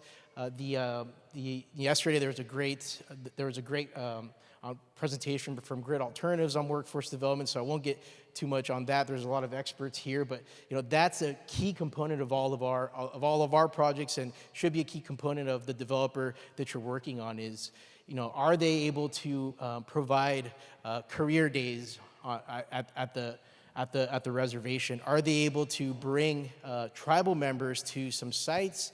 And lastly, you want to ask the developer, how many tribal members have you hired on your company, and have you had actually build the project? Not just during the build out of the project, but actually hired on as full-time employees. I think that's really important. And we do a lot of work in workforce development, but we also partner with consultants to really help us on that, because it's so key in terms of who's gonna build the project, manage the project, and also take over the project in the future, and be able to work on these projects. So lastly, measurement and verifications. So this is actually very important, especially if you have savings guarantees. If you're being offered a savings guarantee, it's going to come with measurement and verifications. I put a link in the slide here because the Department of Energy has actually really good guidance on what you want out of your measurement and verification program. But this is making sure that you're getting the savings that you signed up for. And if you don't get the savings at the end of the year or at the end of the month, the developer, if they gave you a savings guarantee, they're going to have to pay for that, right? And so you want a good MMV process. You want, the monthly energy costs should be compared to the baseline and historical energy costs. You want to make sure that that project is paying itself off. And where this is really also very important is when it comes to performance contracting, which we'll get into a little bit more.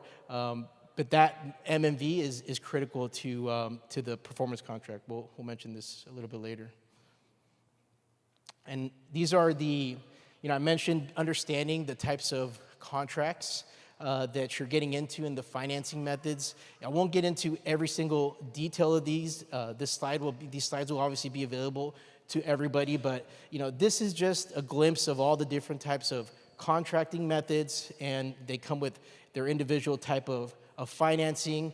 The ownership of these methods is going to change. Also, the finance duration and who's got the operating responsibility, and also the cost of capital, right? Not, paying cash obviously may have a much lower cost of capital than if you're going to do an energy as a service contract. So understand the pros and cons of these situations, what you could benefit from. And one that we're going to talk a little bit more in the next slide is performance contracting, which is a way where you can actually utilize the savings of the project to pay for it, and also make it so that there's no upfront costs and that the tribe has ownership at the end of the payment, or during the payment actually.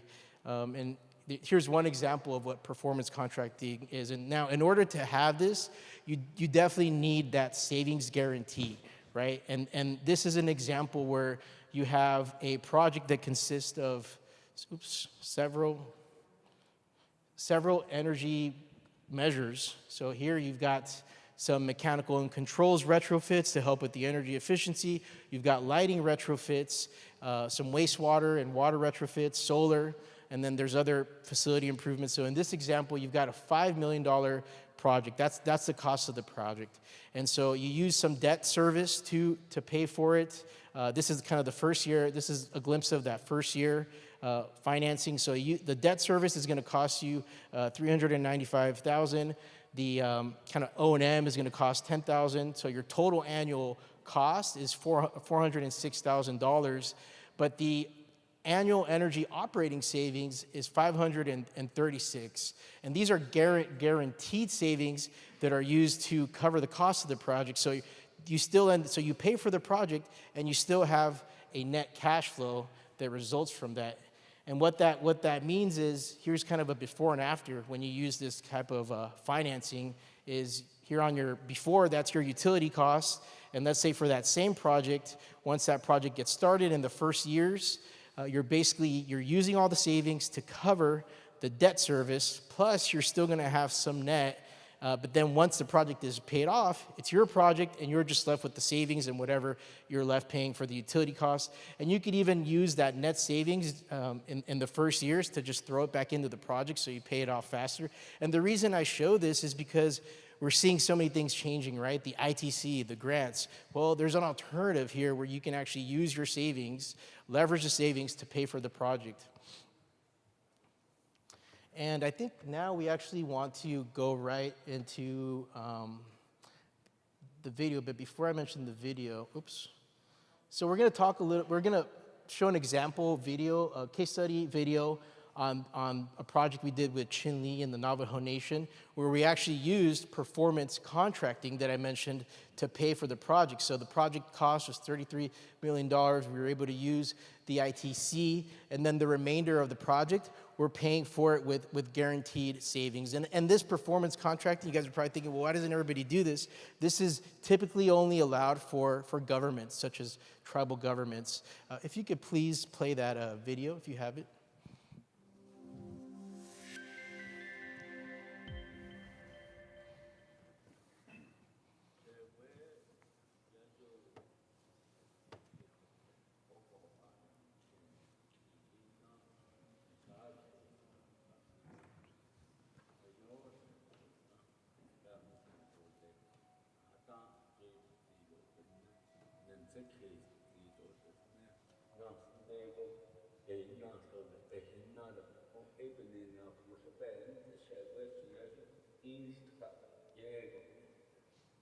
I'm Quincy Nate, the superintendent for Chinle Unified School District. We have 7 campuses covering 4,200 square miles. About 99% of our students are Native American or Navajo, predominantly Navajo. Hi, my name is Wes Walker. I'm the CEO of Verigy. Verigy is a national, award-winning, NAESCO-accredited decarbonization company. Our purpose, our mission, is to simplify and accelerate the energy transition that's taking place in the United States. I think as a people, or the net, the people, you know, sustainability is very important. And so I think in the long run, what this project does is not only the cost savings, but the ability to reduce our footprint in terms of you know, greenhouse gases, or being more green and energy efficient is what we're after. And so what that's going to do in the long term is we're making an investment in our kids, taking those additional savings to be able to invest in our children. We only have one planet, and I really love that I get to work in a green, sustainable company, and we are working towards a green future. And to do that, you have to help your neighbors, you have to help the community. Well, one, our utility costs, you know, was a driver in terms of allocating and using more resources for our students and their needs on a day-to-day basis. And so we were looking at ways to cut costs, and knowing what solar power could do, energy efficiency could do for our district was a huge reason why we embarked on this project. Estimates show that we'll save about $1 million a year with energy savings when completed. What it'll allow me to do is invest in STEM opportunities that I mentioned earlier, other learning opportunities for our students, and they get to see firsthand, one, experience riding in an EV with our electric buses, and two, understanding solar and the impact. One thing I can say about Verigy is their team that has been assigned here has done an excellent job. They're very thorough with communication. They keep us in the know as far as the project and how it's progressing. And more importantly, they've been able to complete the project without minimal disruption to the students' day-to-day learning that goes on. They come in when we're not here on campus in the middle of the night and work all night, and in the morning we don't even know that they were here at all. So I'm very impressed with what they've been able to do with our project. We received multiple times some communication back from our customers that Verigy has created the new standards for our execution between our project management team, our site supervision, our on-site field that is doing all the difficult work and ultimately, you know, making sure we're keeping the customers happy. When a customer comes back and tells us that we're their new standard, that's a very proud moment. Well, one, as Navajo people, you know, we believe very strongly in Mother Earth and having that balance and harmony. And I feel very strongly that this project adds to that. We are aware of global warming and the impact, and I feel over the long run, this project will at least make hopefully will become the lighthouse for other districts on Navajo to look at energy saving opportunities and what does it mean to with global warming and how do we make a difference.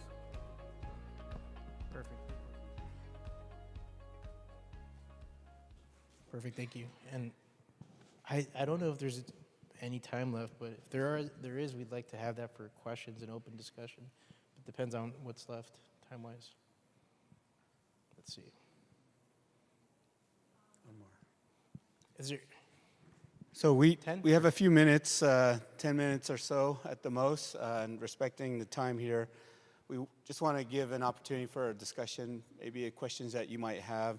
Some of the general topics that we've listed here are related to the different phases of development. And one thing I want to share just to start off as an example, that third point, internal barriers to project success.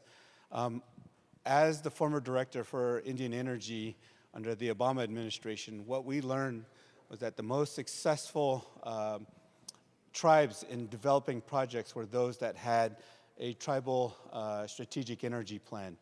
And in that regard, you look at really different phases of that. You could have one situation where there is no strategic energy plan, two, a strategic energy plan, and even then you're still not quite yet there. And then that last phase, I think that makes it very possible in a project development is a strategic energy plan with the necessary capital or funding to make the project come to life. And so I think if we look at that stage, this last administration with the funding that was available through the Bipartisan Infrastructure Law and the Inflation Reduction Act help addressed that plan and added the component of funding to help tribes look at project development on a scale that we haven't seen before. So I'm going to stop there and see if there are any questions. I'm happy to answer any question regarding this presentation. Thank you.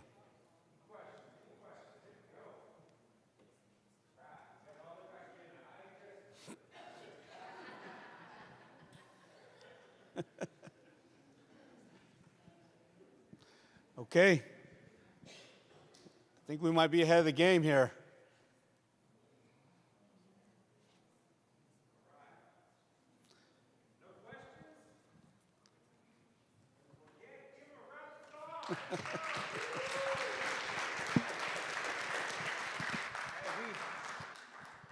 We apologize about that, guys. They all ate popcorn and drank Coke Zero. Their sugar's probably low, so we're probably just, Take questions at the bar after. Yeah. Oh, okay. Even better, questions at the bar. Sometimes that's where the best questions are answered. I hate to say it, All right, we do appreciate that. They will be around. Thank you guys very much. Another round of applause, man. Look at them.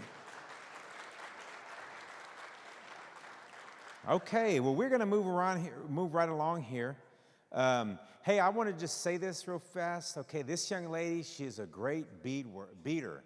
She's got great earrings, man. She's about to get that name out there as far as her work, in earrings and whatnot. So, you can talk to her about that a little later on.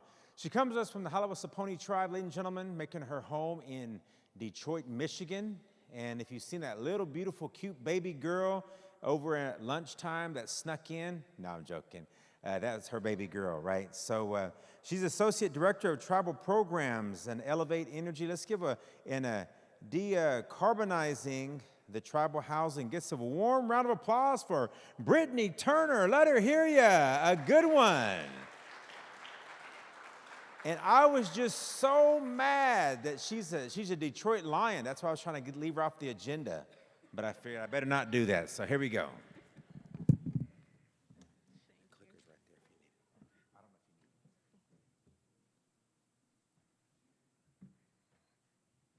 Okay, I'm going to take this off.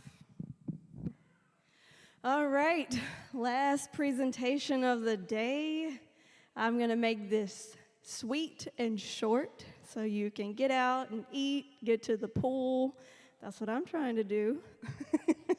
So I know it's been a long day, and thank you all for staying here. So my name is Brittany Turner, and today I will be presenting about decarbonizing tribal housing. Let's see if I can use this. There we go.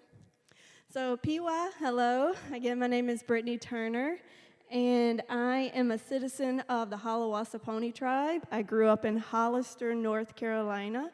I live in Michigan now, and you might hear my accent, which has stuck with me, my southern drawl, but I've been in Michigan for about a decade now. I am the Associate Director of Tribal Programs at Elevate, which is a nonprofit that works nationally to confront environmental issues and climate change. We're headquartered in Chicago. And pictured here is me and my daughter that Chance mentioned at our home powwow a few years ago. So again, I am with Elevate, and our mission is we design and implement programs that reduce cost, protect people and the environment, and ensure the benefits of clean and efficient energy use reach those who need them most. And the important part there is those who need them most. I'll talk a little bit more about that.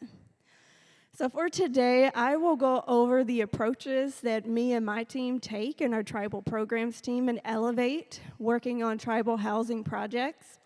I'll go over some project examples, which you might already have it, but we're going to pass out a handout, and it summarizes the 3 projects that I will present on today. You can take that home. On the back side of it, it has my contact information and a handy-dandy QR code, so you can scan that and book a meeting with me if you would like to follow up. And then last, I'll say stay in touch, provide my information, and take any questions. All right, so the approach that we like to take, there's three main approaches I have shown here, but the approach, there's one missing here, a fourth one, which I would say is funding. We do, it might be honestly one of the most important approaches, is working with tribal housing. It could be with the tribe or a tribally designated housing entity to pursue grant funding, philanthropic funding to pay for projects. We get that money to do these three different things. They don't have to go in this order, but these are the three that we provide. So we do portfolio assessment and planning. I have a slide on each of these so I can talk about them in more detail. Second is implement project construction and operations and maintenance. And third is to demonstrate what we call a one-stop shop approach, or we call it an efficiency navigator. Okay, so for portfolio assessments and planning, there's four main steps that we take. The first is to aggregate portfolio data. These are things like year built, all the addresses, what's the heating and cooling equipment. We can even look at factors like, are there elders living in this housing? Are there children under 5? Whatever factors that the tribe would like to look at, we take this, we put it in a spreadsheet like pictured there, and then we analyze the trends. We take it and we'll group together typologies that are similar. We'll package all that together and develop an energy plan and a funding plan to inform upgrades. And then the last step is to do it. So to work with tribes to go after funding to implement projects like the 3 projects I'll show you here in a minute. All right, so the second one I mentioned is implement construction projects and also operations and maintenance. So this is the steps we take. Anybody in here, if you executed a construction project, all of this looks familiar. I'll quickly just go over it. So we'll come in and we have engineers that will do an energy assessment of a building. We'll design the system, do energy modeling, do some indoor air quality monitoring. We'll then look at contractor scopes of work. We'll sort through the contractors and refine the system design, and then we'll go after it. So then you'll implement the project, and most importantly, that quality assurance, quality control part of the project at the end. And then the last approach that I mentioned is our one-stop shop approach. So this is a community-focused approach. It provides technical assistance and access to incentives to upgrade affordable housing and community facilities. What that means is we're not just looking at the energy systems in the home, we're looking at everything. So you want to make sure you address those health and safety issues, make sure there's no mold in the house. Does the roof need to be replaced? Is there asbestos? Is there lead? Addressing all these things before we tighten up that building envelope, and then work on the weatherization, electrification, and adding solar to the property. We actually have a few of these programs going on in Wisconsin. So we have one in the city of Madison, Middleton, and Eau Claire. We call them efficiency navigators. Really what it is like an energy counseling or energy concierge program. So we partner with local nonprofits who walk a homeowner through the entire process of looking at what do you need, help them find contractors, help them find funding, help them implement the project, monitor, make sure that contractor is doing the work appropriately, and then we help them with quality assurance, quality control at the end. All right, so here are the 3 examples. When you get that handout, these are the 3 that are highlighted on that.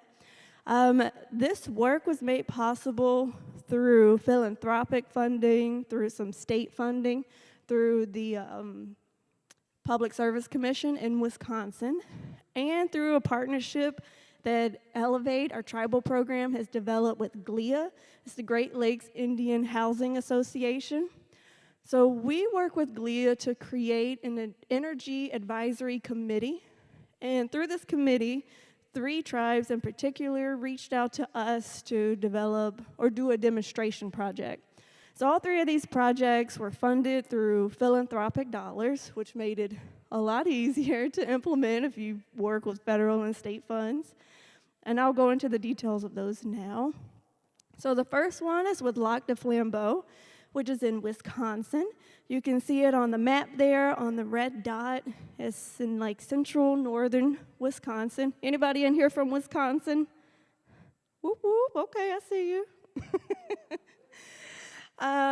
So this is a 10-unit apartment complex, mostly houses elders, and is subsidized. So it is owned by the Lac du Flambeau Chippewa Housing Authority.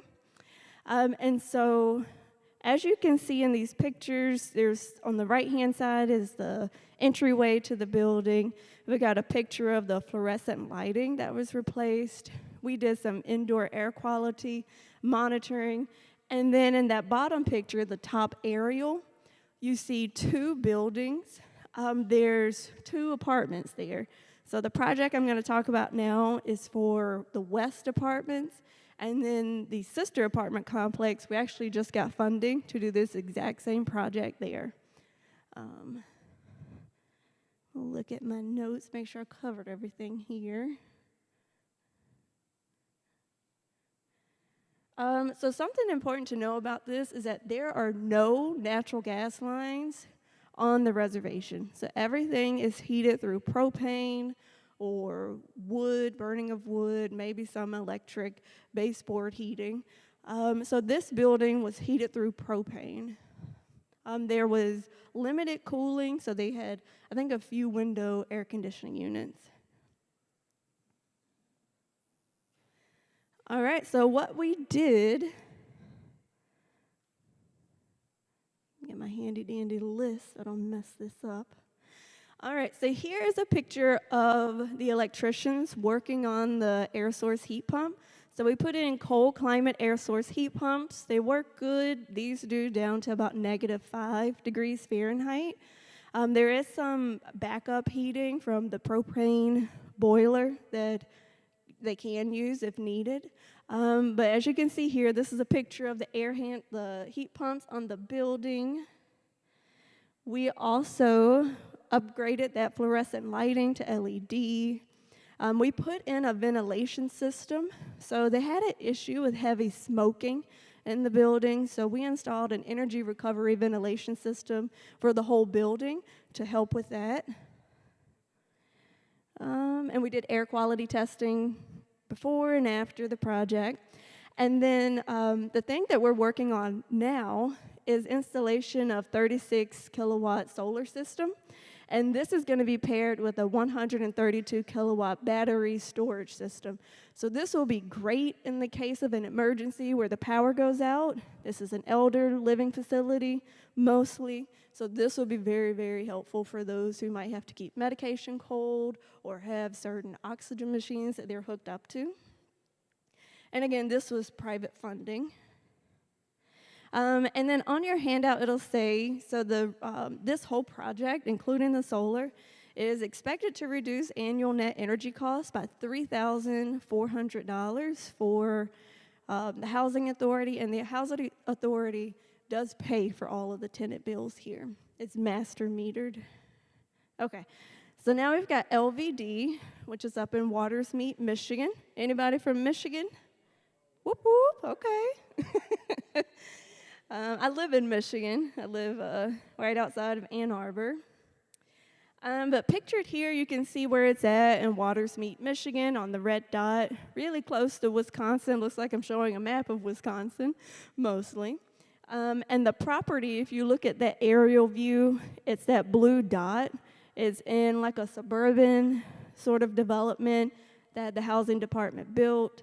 I believe the housing department offices are across the street. You can see like a baseball diamond in the top left-hand corner. So we worked on a house here. It's a single-story house and 3 bedrooms This was an entire gut renovation. There was some serious health and safety issues with this home.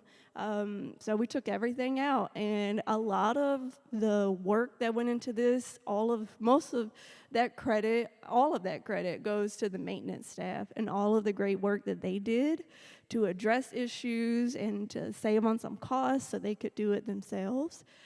So with this one, let me go back. So this was a 3-bedroom home, as I said. It was 966 square feet with an unfinished basement, had natural gas heating, had no cooling, had a natural gas water heater. So what we did was, like I said, took everything out. So this house got the works. It got new insulation, it got a new roof, new doors, new siding, new vapor barrier, new windows. I got an electric stove, Energy Star refrigerator. I got a heat pump with natural gas heating for backup, and got, oh, thank you, blocking my face. And as you can see here, this, oh, you can't see because I moved it. There we go. Now you can see what I'm talking about.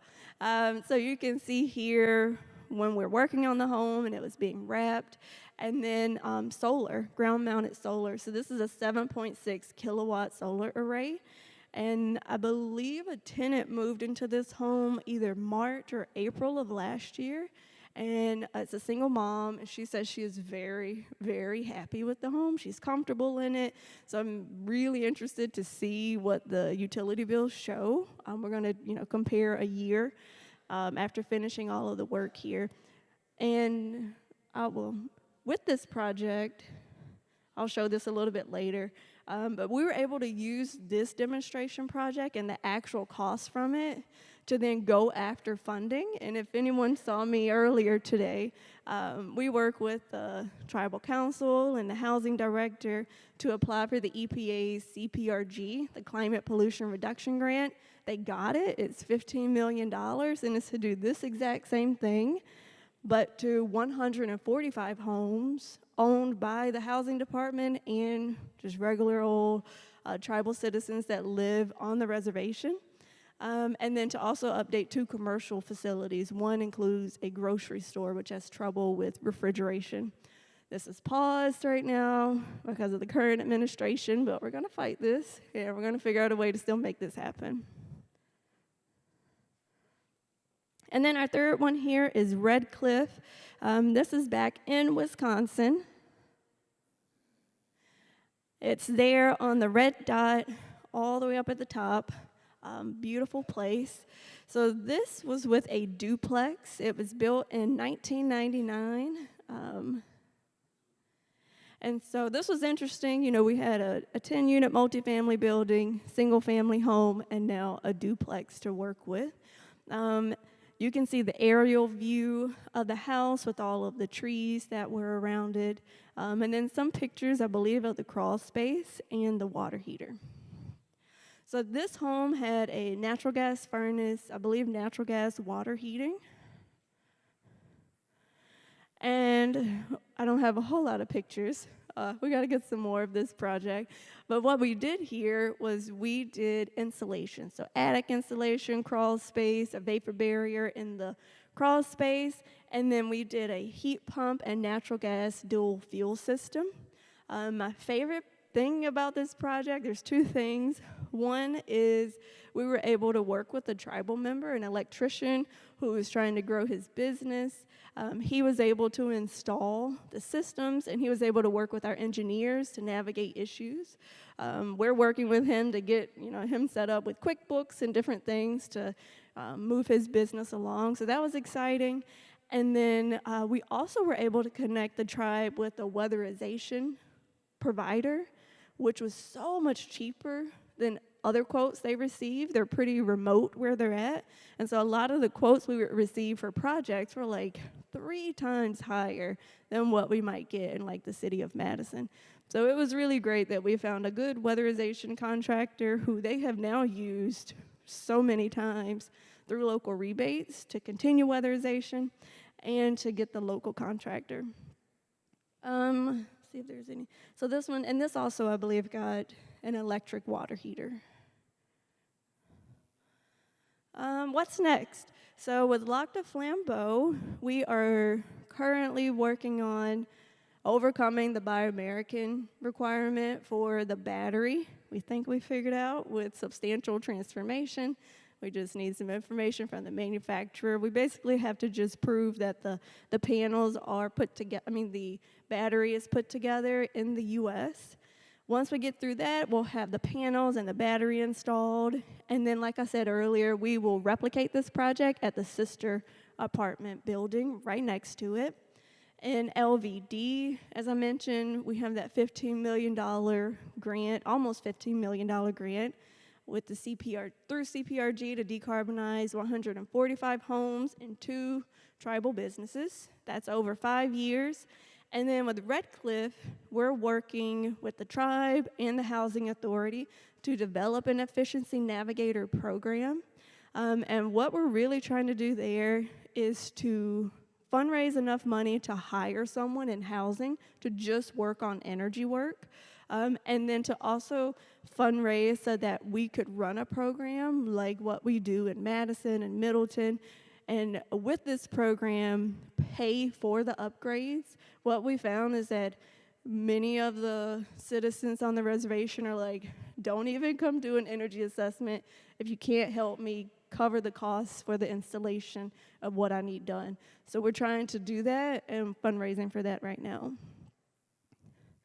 I think I could skip these. You've heard enough about the funding we don't have access to at the moment. So I'll just go through these.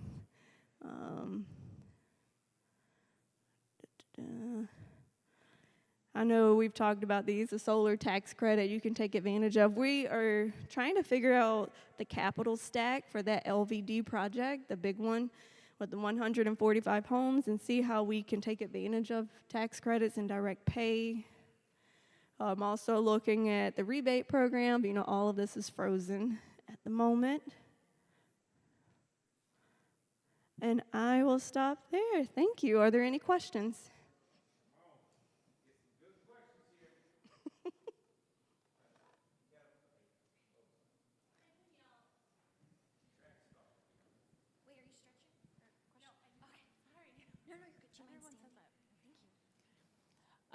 I love what you're doing. We are doing a lot of the same. We got CPRG also. But I had a question with your Energy Advisory Committee. Is that who is overseeing the assessments that you were conducting and then prioritizing the implementation activities that you chose for each of those projects? No, so it really is just a committee for any housing authority or TDHE within GLIA, that Great Lakes Indian Housing Association. So anybody who's a part of that and they want to learn more about energy efficiency, how to give money for it, how to do implementation, they can come to the Energy Advisory Committee meeting. So that's what that is for, to provide a space for people outside of the regular meeting space for GLIA. I do present quarterly at the meetings on funding opportunities and to provide updates on the projects we're doing. For the assessment itself, that was us at Elevate. So we have a team of engineers and construction managers who were able to do all of that assessment. And so I guess those assessors are the ones who chose the implementation activities for each project? Yeah, so the way we do it is we'll have our engineer come out and do an energy assessment. He'll write it all out, and then we'll present that to the housing director. We try to always make sure the maintenance director is there when making decisions. They'll go through and decide what they would like to do based on our recommendations, and then we implement it from there. So then we'll come up with our scope of work, we'll get all the contracts, adjust the budget where needed, and then implement the project.